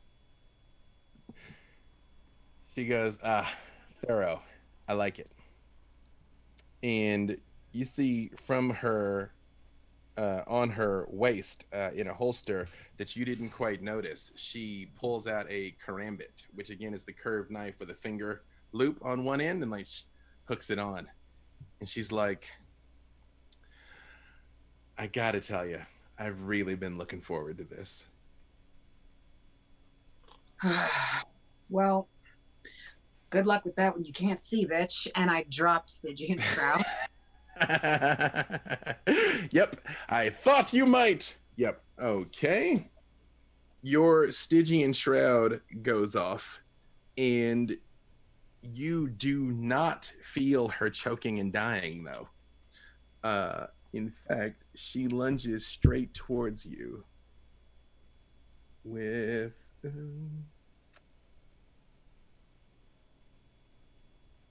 beautiful. Perfect. Okay. She lunges straight towards you with that knife, Avedon. And either give me your you don't have any bladed weapons, right? Or do you? Oh, I do. Mm-hmm. You can give me your dex and athletics to just try and get out of her way, or your dex and melee to try and counter with your own blade. If I could, can I try and counter to grab her wrist to get my hand on her? That would be strength and brawl instead. Yep. Okay. You can, since you can see in this and she can't, you can definitely tell Avedon, like as she's when you drop the Stygian Shroud, she actually closes her eyes and she's like fighting like this. So it's, you know, it is not that she is immune, it's that she's like basically somehow still able to fight her way through this, basically. So I assume that my specialty for grappling works here. That would apply. And do I include my potence or no? If you rouse for prowess, no, that is just in your damage, not in your attempt to actually stop her with it. Oh, okay. All right.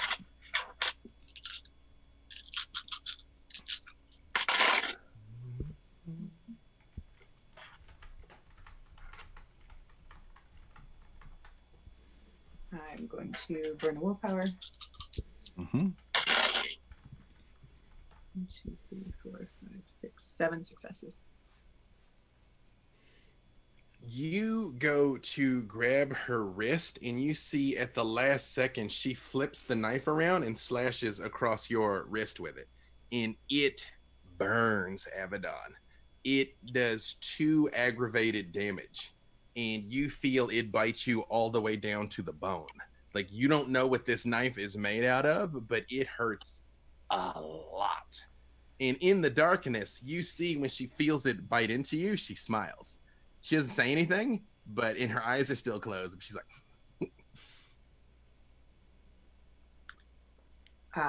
I'm going to activate the arms of Ahriman. mm-hmm. And I'm going to try and snatch her up. All right. Roll that. I have rolled awfully tonight, which is good for you guys, but not good for your opposition.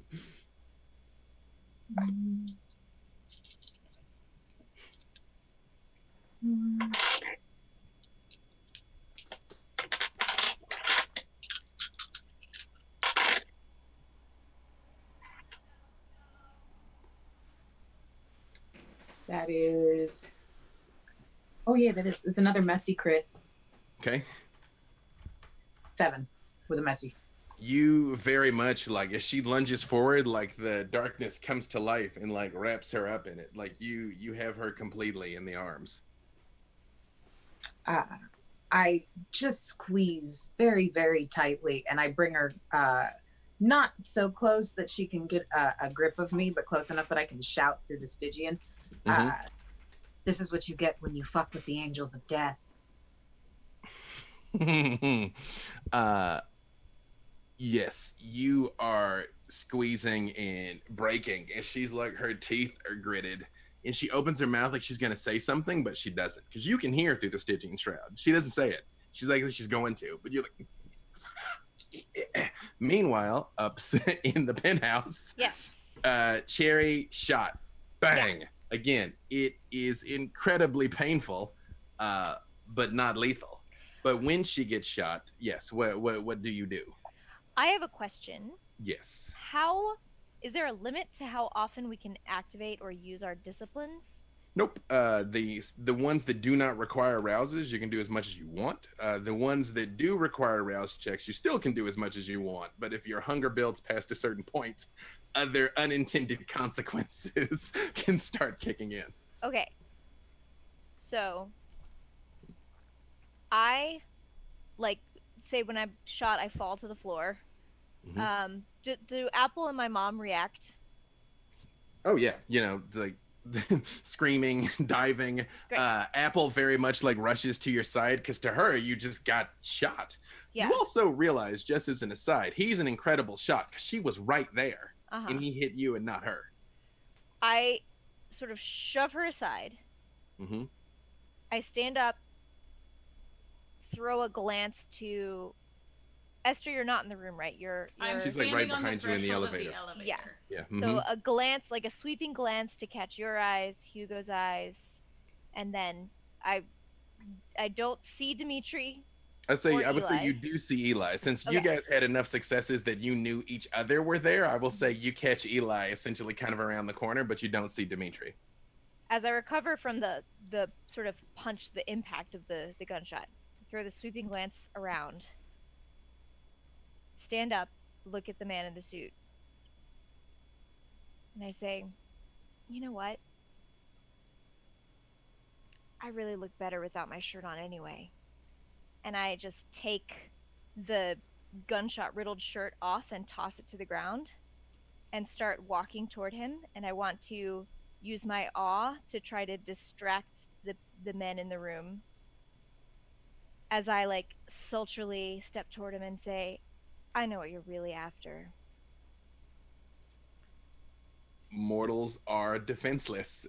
And while this is definitely a bizarre flex, you can still roll. It actually would be the same pool that you rolled before. I guess minus one die because that particular specialty wouldn't apply anymore. But all the rest of it, your presence, looks, manipulation, persuasion, or subterfuge, whichever. I guess this would be subterfuge. Yeah. Eli has tilted his hat in such a way to try and block her form. He's blushing so hard right now. It's true. So that's a messy critical for a total of 9 successes. Damn.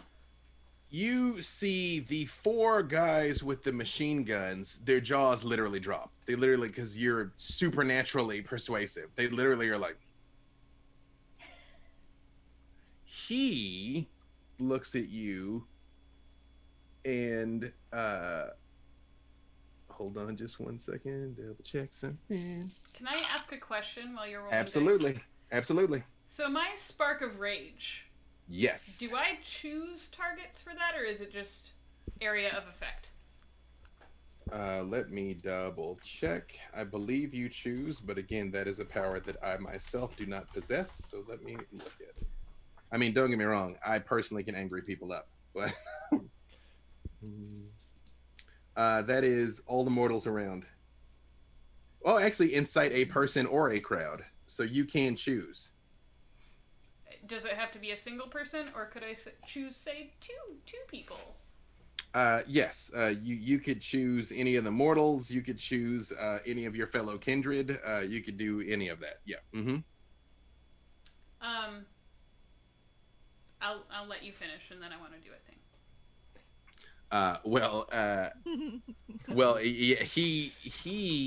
The 4 humans, the tactical guys are again literally slack-jawed. He just sort of smirks and looks at you for a second, and he says, "That's not how I saw this going, but okay." I get very Princess Jasmine on Jafar up in his face, and I'm like, well, we don't need to use guns to have this discussion, do we?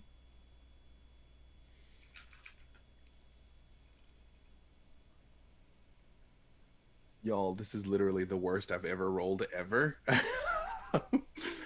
He just looks at you and he's like, I suppose not. And he does reholster his weapon.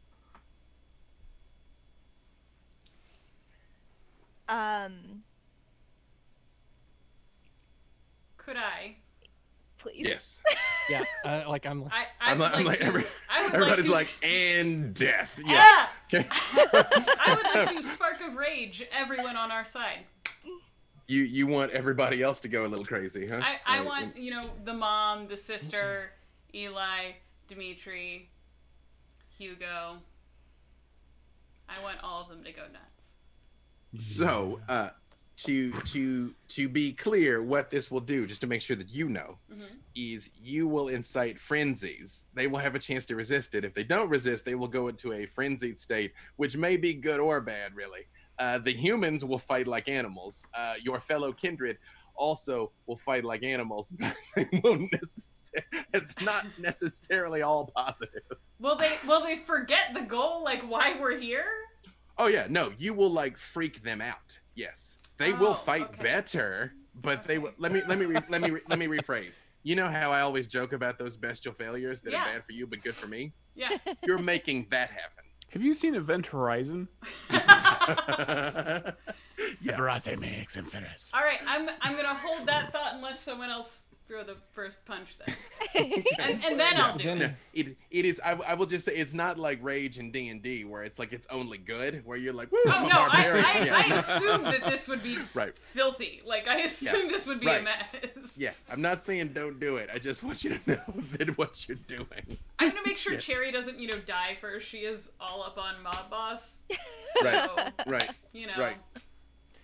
Yes, Eli. Yeah. So how far away am I at this point? So between you, there's the two armed men, which again are very much still slack-jawed.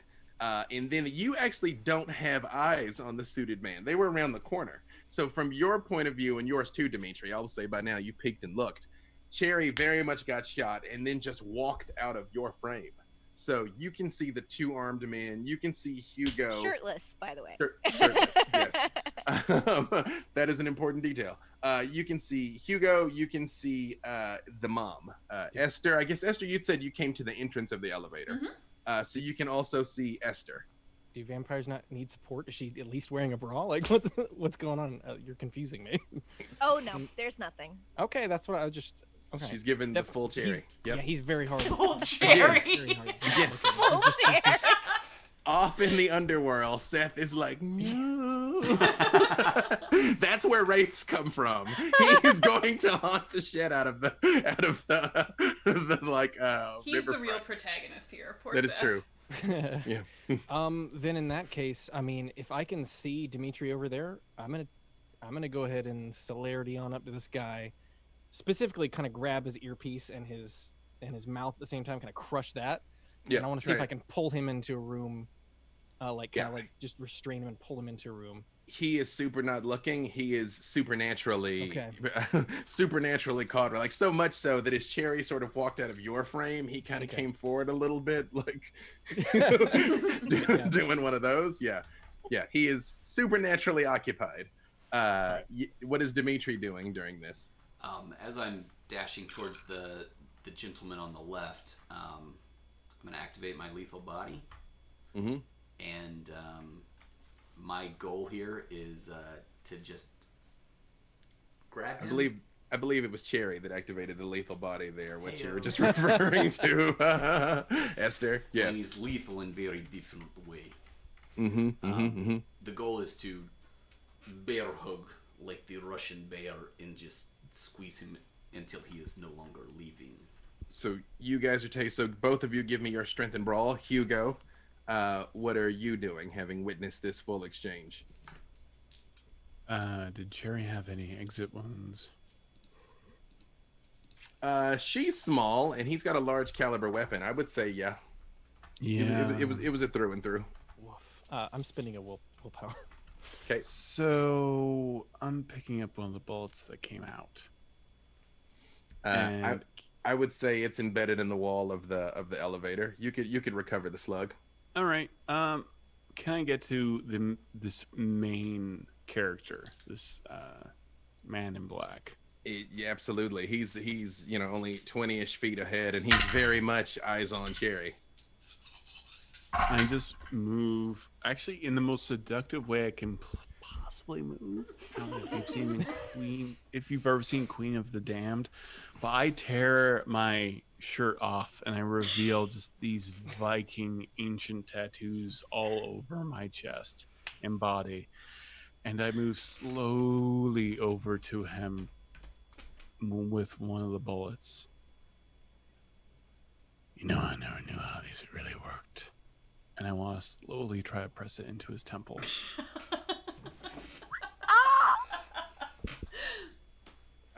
Give me your strength and brawl. And too important. That's true. Again, you've literally foreseen this moment. Yes. Sorry, Potence. What was that? What was that for you, Eli? 5. And how many was that for you, Dimitri? I just spent a willpower, so that is a total of. What is a 7 critical? Success. 2 10s is a crit. Right. And how many was that? Sorry, Dimitri. 7. Both of you break these dudes down. Like they literally 5. never know you're coming. 5. 5 successes, and then my portent. I don't know what that is. I mean, my potence. I can't stop it. I have foreseen this death. That's true.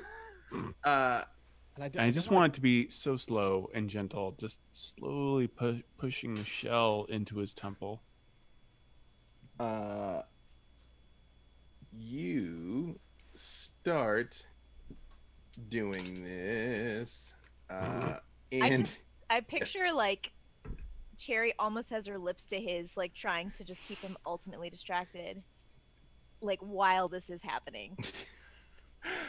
he is looking at you, and Hugo, you start doing this, and you see just like something in his, like he just like snaps out of it and pulls away, which you do begin hurting him. Like you start to draw blood, and that is almost like what makes him realize, and the entire room is plunged into darkness. And I didn't want to kill my guy, just FYI. Oh, you did not want to kill him? Correct. That was enough successes that you could take him alive or not alive. Dimitri, were you trying to take your guy alive? No. That was kind of the implication. Yeah. Yes. Why are we saving people? We're not the Avengers. Maybe you're not. Avedon. I am. The door opens and your Stygian shroud expands out over the room. The two machine gun wielding men again immediately begin choking and suffocating, as do is Cherry's sister that you saw, and woman that is clearly her mother. And you still have this woman that you're fighting with in the grips of your arms of Ahriman, but I'm going to see if she gets loose here, because she very much lost the last contest. You said that that Cherry's family is in the Stygian Shroud, or no? They are. Oh, because when you just come up, the door opens and it they're there too. Yeah. I'll drop Stygian as soon as the door opens. Okay. Alrighty. Everybody basically coughs and wheezes for a moment and then sort of snaps out of it. Roll your strength and brawl again to see if you can hold her, because she did much better this time to get away. And grappling is my specialty. Mm-hmm. If I rouse for prowess, does that? That's just damage, you said. Yeah, that's just damage. Mm-hmm. Now, damage does apply to your. Oh, actually, your potence damage is already added to. Half your potence is already added to Arms of Ahriman. I guess prowess would add all your full potence to it if you were to rouse for that ability. Burning another willpower. That is 1, 2, 3, 4, 5, 6. That's 7 successes without a crit. I burned the willpower because I was going for the crit, but it did not happen. You see this woman when you've got her in the arms, and the door to the elevator opens up.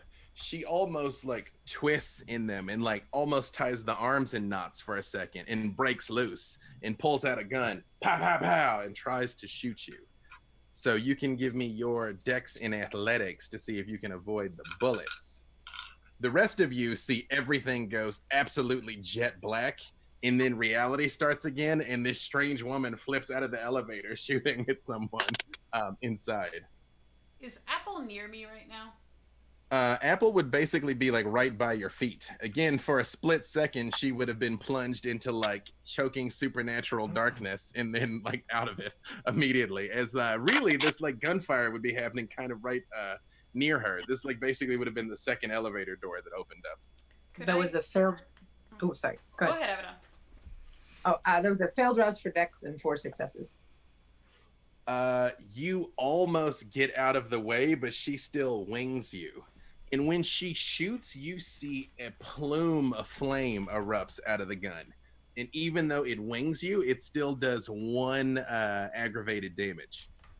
And you all see the wah boom, like this elaborate plume come out of her weapon, and it illuminates the whole place. Yes, Esther, you were doing what? I would like to kind of go down my haunches for a second beside Apple and say, invite me in. Come in, you can come in.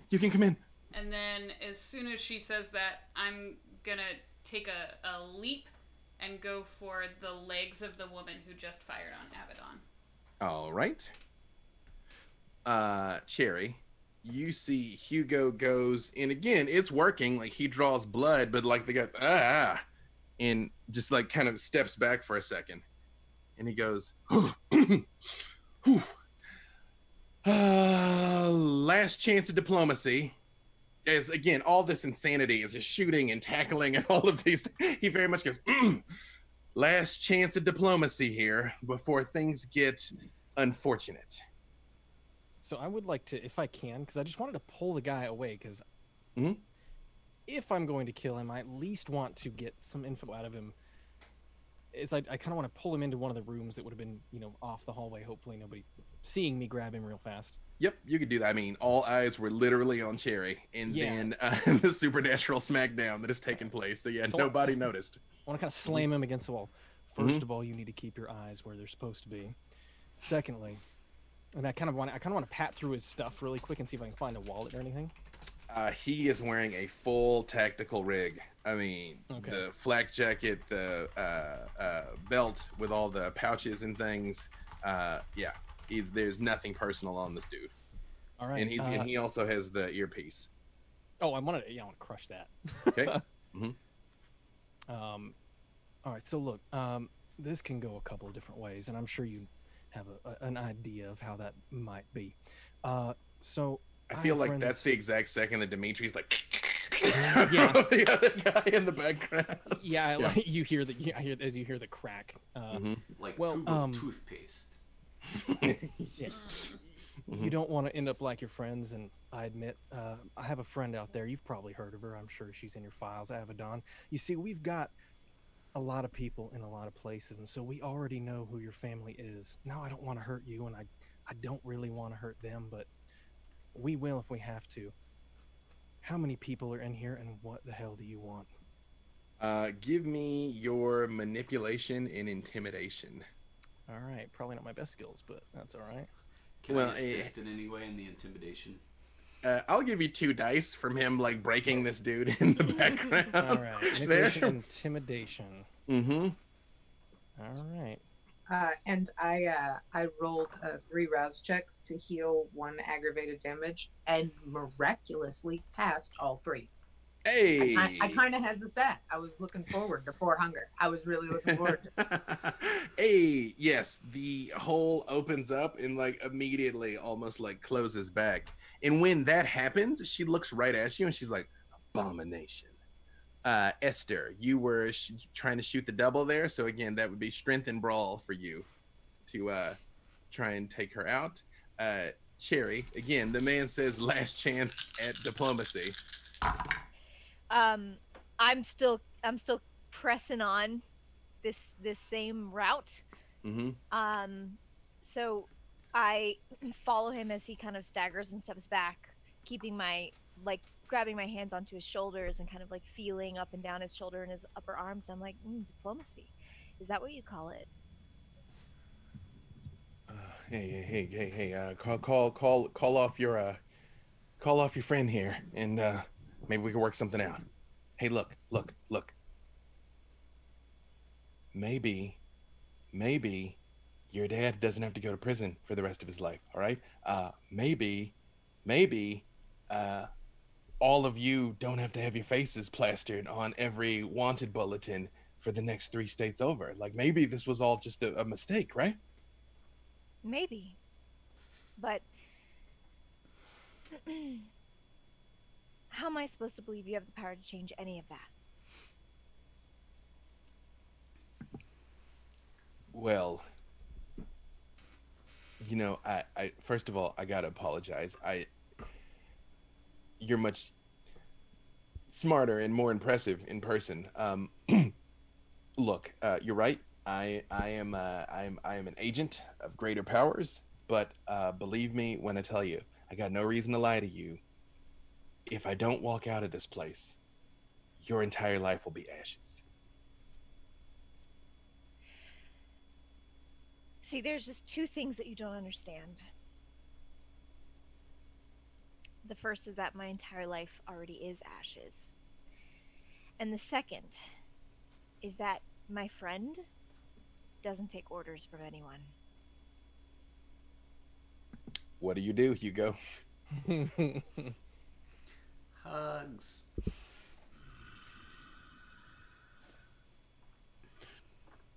Monsters. I slowly caress his cheeks. And I run my long, yellow, almost greenish fingernails across his hairline, shaving his hair off the top of his head. And I hug him. Aren't we all? And I just start squeezing him until every rib cage pops. Give me your strength and brawl. How many was that on your strength and brawl there, Esther? 4. 4? All right. Let's see. Oh, it's not going to be good, kids. Or it's going to be great. Okay. So 2 10s means what? That is a crit. That's good. Okay, cool. So I got 6 successes, 2 which were 2 10s. Okay. Esther, you see as she shoots Avedon and you see the bullet wings her, she goes to like lunge back at her with the knife because now she's got a gun in one hand and a knife in the other, and you very much like hit her in the legs and have your arms around her. And Avedon, you see this, like she almost like hasn't taken her eyes off of you. She's still trying to like sprawl to get back to her feet to keep fighting you. Well, and my arms are off of her already, right? Is she? How close is she to me? Is she within bitch slap range? Yeah, I mean, you could move close enough to bitch slap, especially with like Esther bulldogging her right now.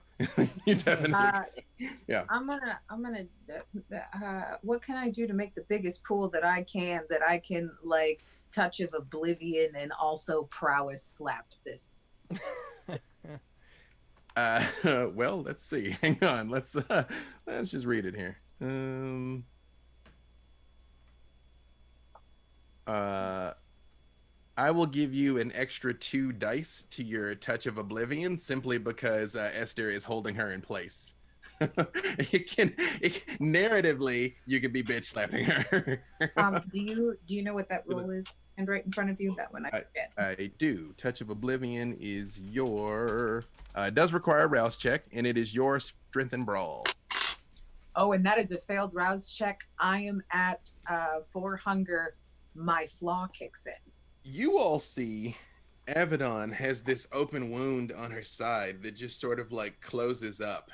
And when she comes out of the elevator, where all of you can see, a line forms across her forehead and blood starts coming down across her face and also out of her wrists as stigmata open up on her as she comes forward towards this woman.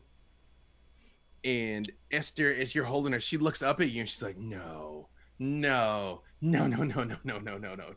think you're dead. May the holy blood cleanse you, my child. And that's when I'd smack the shit out of her. You can have 2 extra dice again on your strength and brawl because again she's incapacitated.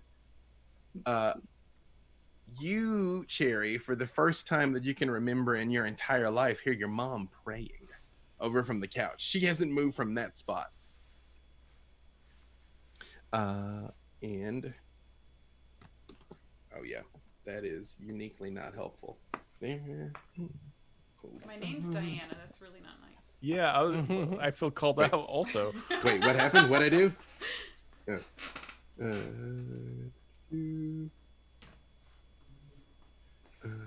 How many successes was that there, Avedon?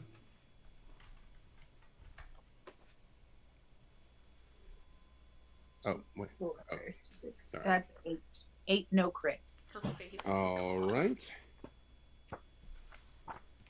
I'm just looking for the injury table because that's a thing that's important. Perfect. What do you intend to do to her with your touch of oblivion? It does a lasting damage to her. As my hand makes contact with her face, lasting as in like I can leave a permanent scar, or you can render her mute, deaf, or blind. Slap the sight right out of her. Yeah, I was just saying, as my hand makes contact with her, right to her temple. Excuse me. It's I get her right in the dome and literally smack the sight out of her. Just rub your hand across her eyes there. She screams and her face turns to the side as she reaches up to grab her face there, and it is an awful wailing howl, which up until now she's been so smug with you. Not anymore. Dimitri, having squeezed your dude and dropped him and seeing all of this taking place, what's Dimitri do? You definitely see Esther shoot the power double on this woman and Avedon come up and put the pimp hand on her. And you also notice that Eli has this other man kind of up against the wall thugging him. And we've got, can I see the other 2? If you were to move forward, you could. Yes. I'm going to take a step forward as if I'm going to help with the struggle at the elevator, but then I'm going to clock the other 2 guys, and the goal there is to hit one in the throat, incapacitate, and then pounce on the second. All right, strength and brawl.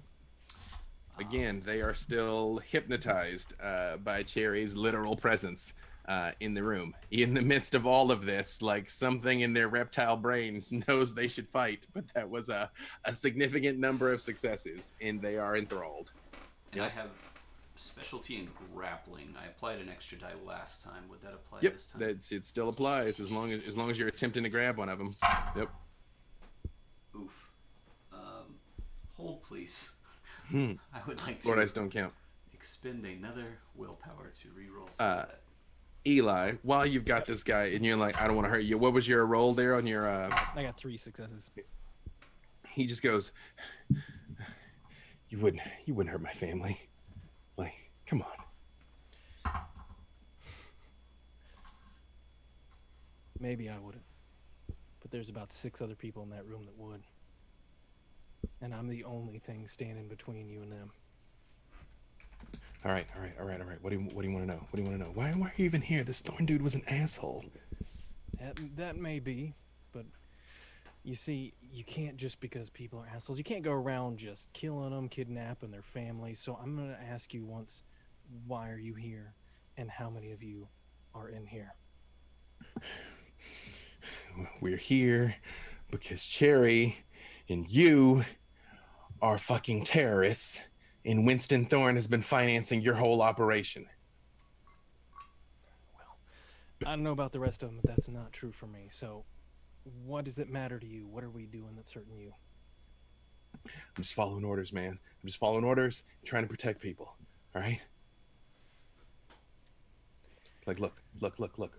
Hey. I'm not trying to die over this shit, okay?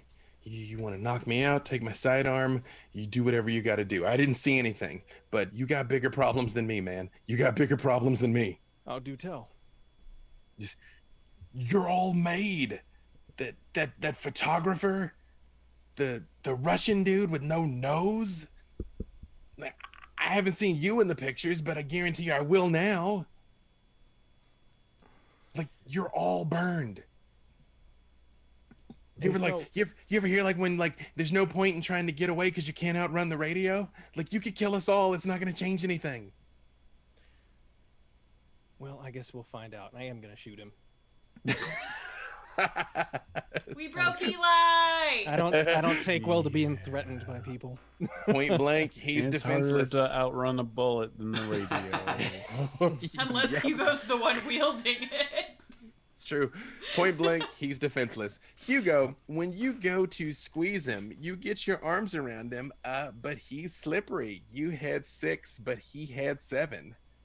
You go to grab him, and he hip tosses you over the couch, and he just stands up, and he's like, oh, and he looks down at the woman that is like laying on the ground, holding her face there, and he's like, oh, all right, I guess we're done here, aren't we? And he holds his gun out and he shoots out the window, and like wind comes blowing in because this is the 30th floor, and he just looks and he goes, well, until next time, Miss Cherry. And he goes to jump out the window. Can I sprint Now, and chase him? That's what I was about to say. Those of you with try celerity, an arm of arm on him? I will say the 2 of you with celerity and you with arms of Ahriman will all get 1 shot at him I before he want one jumps shot out the at him, window. though, too, but with something else. To literally throw the bullet at him. I want to try and catch him right in the spine with a fist. Well, yes, you are fast enough, Esther. No, wait. You're fast enough to strengthen brawl, Esther. I will say, do you have celerity? Yeah. No. Eli, does Eli have celerity? Yeah, I've got 2 in celerity. 2 in celerity, you would Yeah. be fast enough to try and get to him in time. And yes, with the arms of Ahriman, since they're supernaturally fast, you would have a shot at him also, Abaddon. And what are you trying to do, Hugo? Trying to get to him. I would also like to know I'm if I trying to take a somehow, selfie with him. if we all miss him Uh-huh. and he goes out the window, I'm gonna follow him out. You're gonna jump. You're gonna go out the window. I haven't gotten to test my toughness levels yet, but I'm about to. I mean, theoretically, 30 floors should not be survivable, but he seems pretty confident. Yeah. Yeah, I'm all right. Well, so what do I need to roll to? For the Well, first, let's just even see if you catch him before he goes out. So, All right. what was your 5 for Ahriman? Okay. I had 6. 6. You said this was strength and brawl. Strength and brawl. I'm gonna, I will let you roll. Ooh, this is another good one. Let's see. This is not going to be a good roll for you, unfortunately, Hugo, but Dex and Technology to see if you can get a selfie with a guy before he goes out the window. Hey, that's 2. All right. There you go. Like, You know what? strength and larceny. 2? get That would be Dex and- amazing. Dex and Technology. Yeah. Alright. I Somebody got tell some. Alex Ward. He'll be very proud of me. All right. I'm going to get, ooh. You know what? I'm gonna spend 1 more willpower on Okay. this as well. Okay. I got 2. Can I spend willpower? You can to roll up to 3 of the blank black dice. This is apparently vital. I mean, It's really Oh important. yes, a 10, an 8, and a 7. okay. And That was 5 for the Ahriman. How many for you, Eli? I have 5 as well. 5. And how many for Esther? 6. He also got 5. And ties go to the active kindred, which is you guys. So he's like, pow, pow, pow. Welp, bye. And you all see just sort of a flurry as the shadows leap to life. And you see he scrambles backwards from them, still trying to get out the window as they wrap around his ankle. And Eli comes in and body checks him also. And Esther comes through and and he just sort of like slumps to the ground, like You just body slam him onto the floor. I'd like to shake him a little bit and just be like, I said no. you're gonna hulk him a little bit. Yeah. Yeah. Well, if his He's- back wasn't broken. And as he's laying in, Esther, you felt a satisfying crunch in his ribs and bones. Mortal flesh is no match for you. You got him.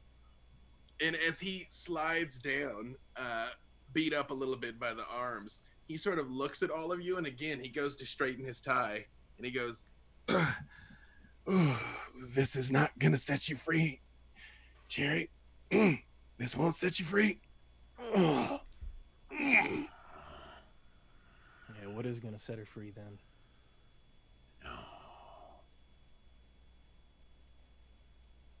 Do I get to take my selfie? Oh, yeah. Okay, you got the selfie. Abaddon, holding him by the leg with the tentacles still, will take another arm of Ahriman and kind of curl it down below her and sit on it like it's a stool right in front of him and go, yeah, what he said. So what will set her free? And also, what is all of this? Why do you have her family here? What is... He looks up at you with the stigmata. And he's like...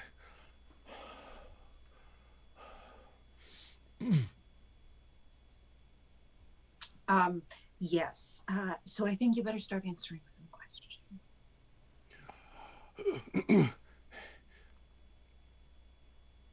He looks over at the other woman that you blinded, you see is struggling to get to her feet, Abaddon. And you saw she fought in the dark once before.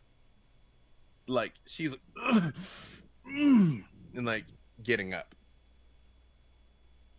And he just says, Artemis, stand down. And you see she holds up the knife, and like she just sort of tilts her head very much right at you, Eli. And then just sort of turns again very much right towards you, Esther. And she's like, I can still take him. I can still take him. And he goes, no. Hold. And he starts to struggle to stand, if you guys let him, because Eli, you were on him, and Abaddon, you were too. I leave my tentacle around his ankle, kind of like a little shackle. I give him a little slack so that, like, you know, I'm not like holding him super tight. I let him stand up, but I don't let him like run. Dimitri, give me your wits and awareness. Do we want to resolve the murder? Yes. I had 5 successes. It is, again, more than enough to break them down, especially when they basically were incapacitated by Cherry. It is almost academic to just like, yep. And there is, again, cold wind blowing in, and you realize Apple has scrambled over towards her mom, and the two of them are sort of like huddled up on the couch. So failures only matter if you have 0 successes? Yeah. Okay. If you get a 1 on the blood die and no other successes. Cool. I got 3 successes on wits and awareness.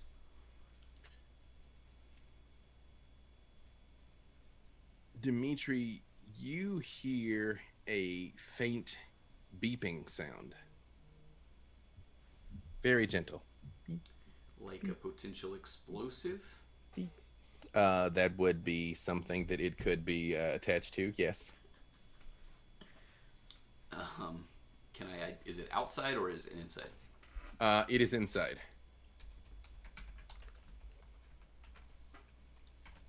Everybody, get to the elevator now.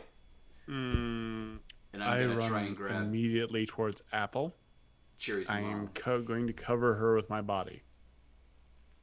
That's all I'm doing today. I would like to go up to the woman that I blinded. And if I could, I would like to slice her throat and drain her of blood until she's on the brink of death. And then I'm going to bite into my own wrist and smear it across her tongue. You're going to attempt to turn the hunter? Oh, yeah. And as I'm doing it, I'm going to say to her,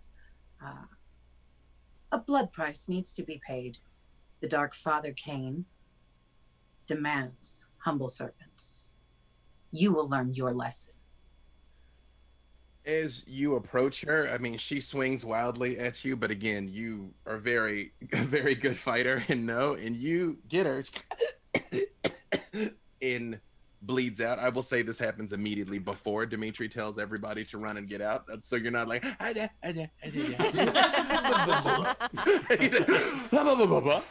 I may.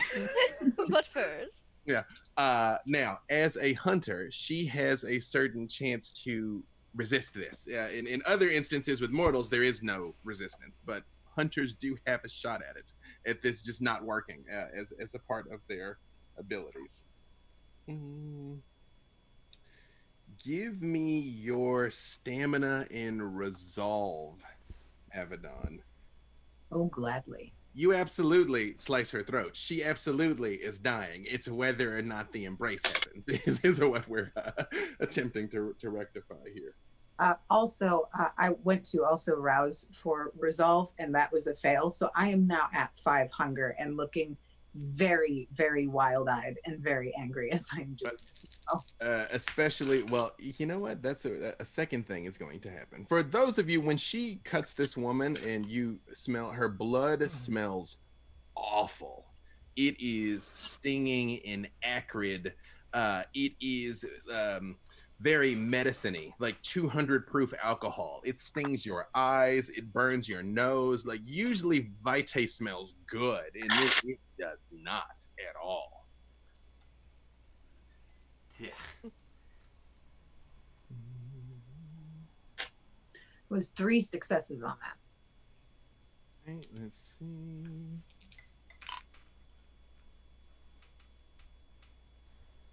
You also got 3, but ties go to the active vampire.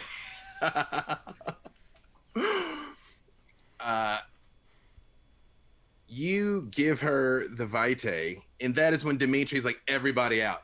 Everybody out. What do you all do when he comes running out telling you this? I want to drag the fellow that we all just attacked by his ankle towards the elevator. I'll help. Towards the elevator? You say Hugo goes towards Apple and like covers her with his body? Yes? More than that. It's so much more upsetting. So Hugo, He just takes his left arm, and pulls it with his right, and pulls it out of its socket, and drapes it around her, around Apple, Cherry's sister.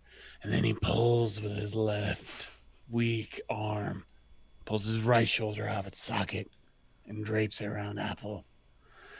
And then he elongates his neck until it snaps, until he forms a Hugo cocoon. Limp. No muscle left connecting any bone.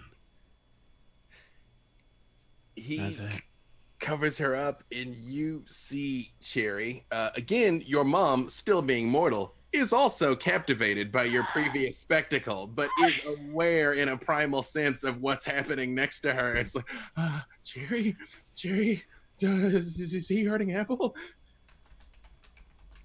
It's absolutely the opposite. Get down. Are we leaving? Are we staying? Get to the elevator. We must get out of here. You see, she hears him. She's aware of him. But again, she's supernaturally enthralled by you, Apple. Mom, just get out of here. She grabs Apple by the hand, and she's like, can she go? Can we all go? Can we go?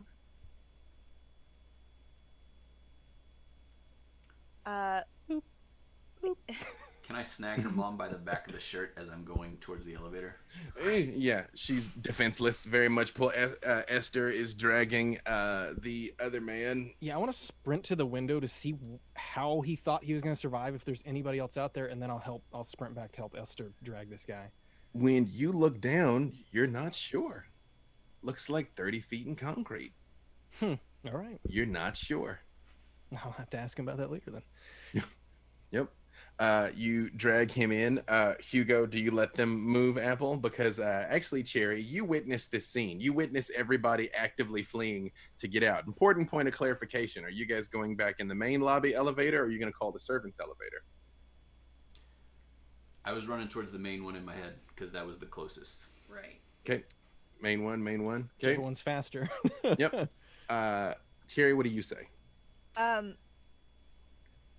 Hugo, don't you think we should get out? Go wherever you want. Wherever everyone wants. My job is to protect Apple. I protect Apple. I think we can protect her best by getting her out of this building right now. Okay.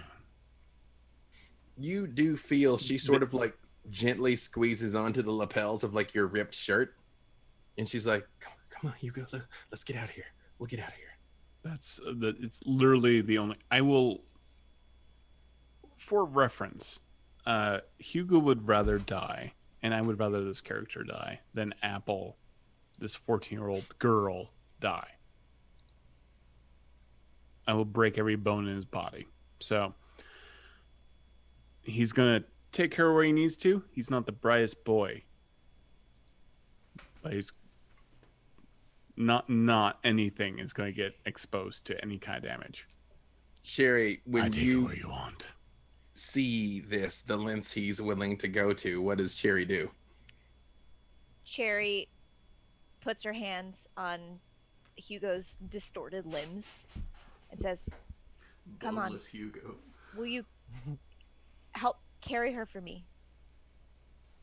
Let's get her out. And then I have something for you." You all start moving out of the apartment. Yes, Esther, were you going to say something? I was just going to say I make it a point to grab the folder that he had. Perfect. You take that and you drag him out. Avedon, presumably you're carrying Artemis with you? Yes. You all literally pile into the elevator, and it is very much at capacity. And as it starts going down, it goes down about 2 floors, and you hear the fire alarm starts, and the elevator stops moving. Can I'd like to try and pull some superhero bullshit. Okay. Oh yeah, I'm super down. where's that on the vampire? I like where this is headed. Got Special 5. discipline. I'd like to pull the move that Eli did before, but I don't have that leap, so I just want to use pure muscle and just straight through the ceiling.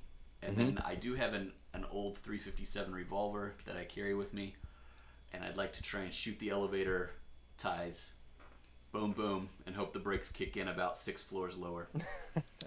I'm gonna give that to you on the rule of cool. That make your dex and firearms there, because again, you are a professional. So let's see. I'm gonna say, whereas Eli sort of effortlessly just leapt before, you sort of post off of some people and scramble up like a wild animal. Dimitri just like knock the lid off and scramble up and boom, boom. That is 2 successes. Aw. Can I, if I see what he's doing, can I attempt to shoot as well? You can. All right. Yep. He like kind of like, you know, boot on your shoulder, boot on your head. Eli, I'm there. Yeah. Like, bang. Yep. All right. All right.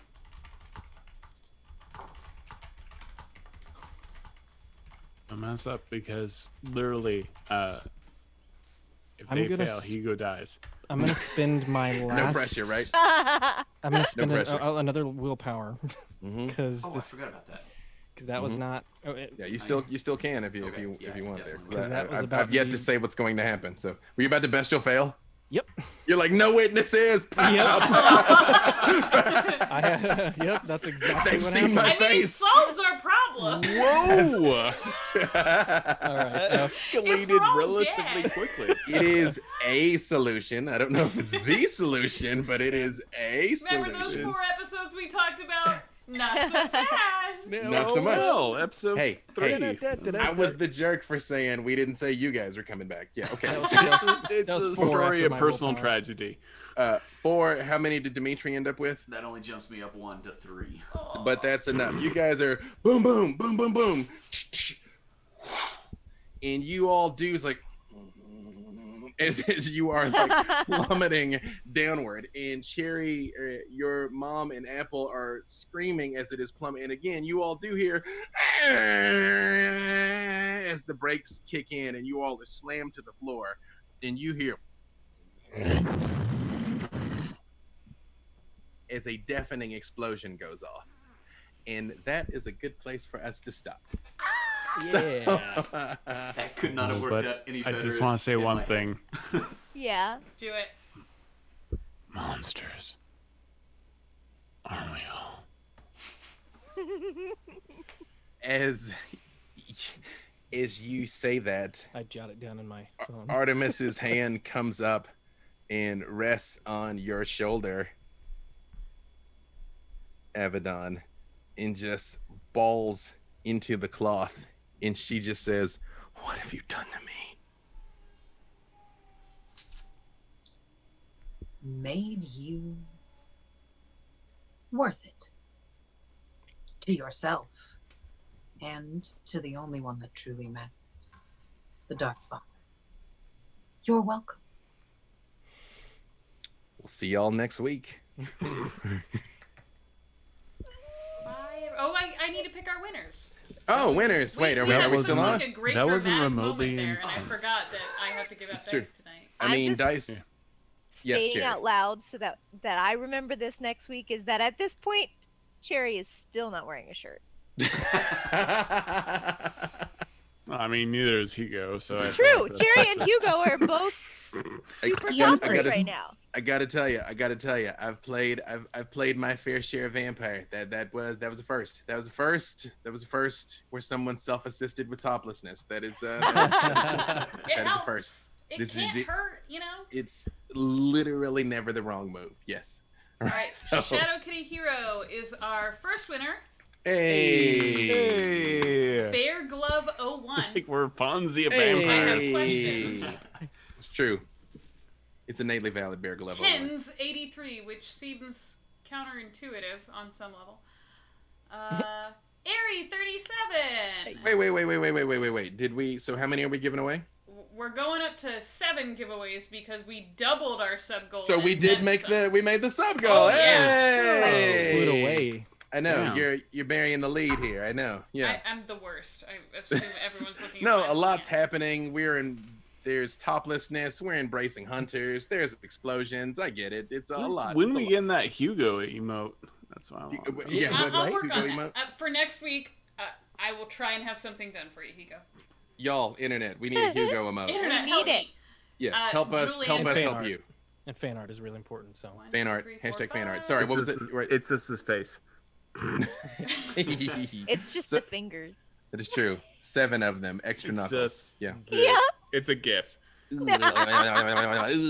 Yes. Okay. Sorry. And We, Chaser No, 64. it doesn't Okay, make you uncomfortable, B. Our Dave. winners: Hmm? Shadow Kitty Hero, Bear Glove 01, Tens 83, Airy 37, What is? Julandrin, Stop it. Strauss 1, and Strauss won. Chaser- Boo! He doesn't get any. S- Hey, Wow. no, Strauss is a major villain in the story. That's all. Just let it happen, B. Dave. Okay, neonates. Yes. And what was the last person? I was busy Chaser being horrified. 6495. Chaser, So all of say you what? guys, shoot me an email. Let me know your address and what clan you want me to send your way, and we'll get you some fancy dice to play with. Where do Congrats, they email guys. you at? That's relevant. What? Your Diana email at address. levelupdice.net. It's in chat. Hey, Diana at I'm the only levelupdice.net. one. Hey, and congratulations to you guys who won, and thank you all for tuning in. You've literally made it possible for me to be terrible to these people for 4 more weeks. So, thank you. LA by Night is done for this season, but there is more vampire goodness. We have one more epilogue for Long Beach by Night with our best boy, our best werewolf, Joey of the Shadow Lords, with a special guest there. And also Wednesday nights, actually not this Wednesday because we have a different thing, but Wednesday nights on QueueTimes is the story that Leigh Damage story tells, which is Denver by Night. But you can catch the VODs of the first. Have you guys done 2 or 3 already? We have done 3. You can catch the recording of the first 3 right now on QueueTimes, both Twitch and on the YouTubeages. And join us back here next Friday for more silky smooth and uneventful vampire realness. And, If you can't wait until then, Mason's doing D&D on Mondays, Wednesdays, and then Call of Cthulhu on Thursdays. Over at Wizard Rex TV, Todd is constantly on D&D Beyond doing like everything, right? Like all the time. Yeah. Justice, Emily, and I are tethered to dice, but B-Dave, you have a Kickstarter going on right now, and you're all over the place too. So check out these beautiful people. We'll be on the internet between now and then. I do have something. Oh, yes. I have an amazing wife. Her name is Megan Kenreck. Ooh, That's Megan. also She's my last name. She's a fantastic digital artist and technical artist. If you've ever been into a sorry, I'm having trouble talking. Grocery store, she's literally made all the things. Like she's color corrected everything you've ever seen in your life. She's looking for a job or freelance opportunities. So. And an astonishing performer in her own right. She is good at the graphic designing and the things, and also at the a great performing and the streamer. words. Yes, also a great streamer. Yes, so She's a lovely human being. she is the absolute bestest. Yes. All right, hook her up. Wait, she's Megan Kenreck on the Twitter, right? Yes. Mhm. Because why not? Fitting. She likes to make fun of my last name. I mean, hey, that's the difference. Like she chose it. You I were was gonna say, born she took into it, it. though. I was born into it. That's right. All right. Thank you guys. May, thank you for hanging in there despite the migraine and for still coming back to be terrible. Thank you so much for that. May, I have never played with you, but whoa, someone who actually like recovered from a migraine and continued to play. Yeah, Are you're you a kidding hero. me? To us all. I'm not recovered. It's Yeah. not recovered. No. Yeah, Recovered is She's in strong. remission. not recovered. Let's let her go. Let's let her Yeah. go recover. Yeah, Yeah. you're But you're amazing. hardcore. Super You're metal. amazing. Yeah, you're super metalsk. Yeah. All right. Yeah. Thank you guys, Thank and you. we'll see you on all the assorted things. Oh, and Jasper's game day on Wednesday. That's Oh, important. yeah. Okay. Yes. Oh, All and right. We're tomorrow. doing that. Bye. All right. Good night, Bye. everyone. Oh wait, and one-on-one shots. Oh yeah. Oh yeah. Yeah. This Sunday, one-on-one shots with May and I, where we'll be talking one-on-one about her background. She is a international recording artist. She's on CDs that you own right now that you don't realize that you've been listening to her voice for years, and how she got into gaming and all sorts of other stuff. So we'll be doing that on QueueTimes after the epilogue at 1:00 on 1:00 Pacific, twitch.tv/QueueTimes. Say And that we one love more you time, all. slow enough for normal people to hear it. twitch.tv/QueueTimes, 1:00 Pacific. So hey, show up for the epilogue at noon and then just hang out, and then we'll be doing the things. Yes. Thanks, B-Dave. Okay, now good night for real, everybody. For real. We'll see you next Friday. Dice. Oh, yeah. Level up dice.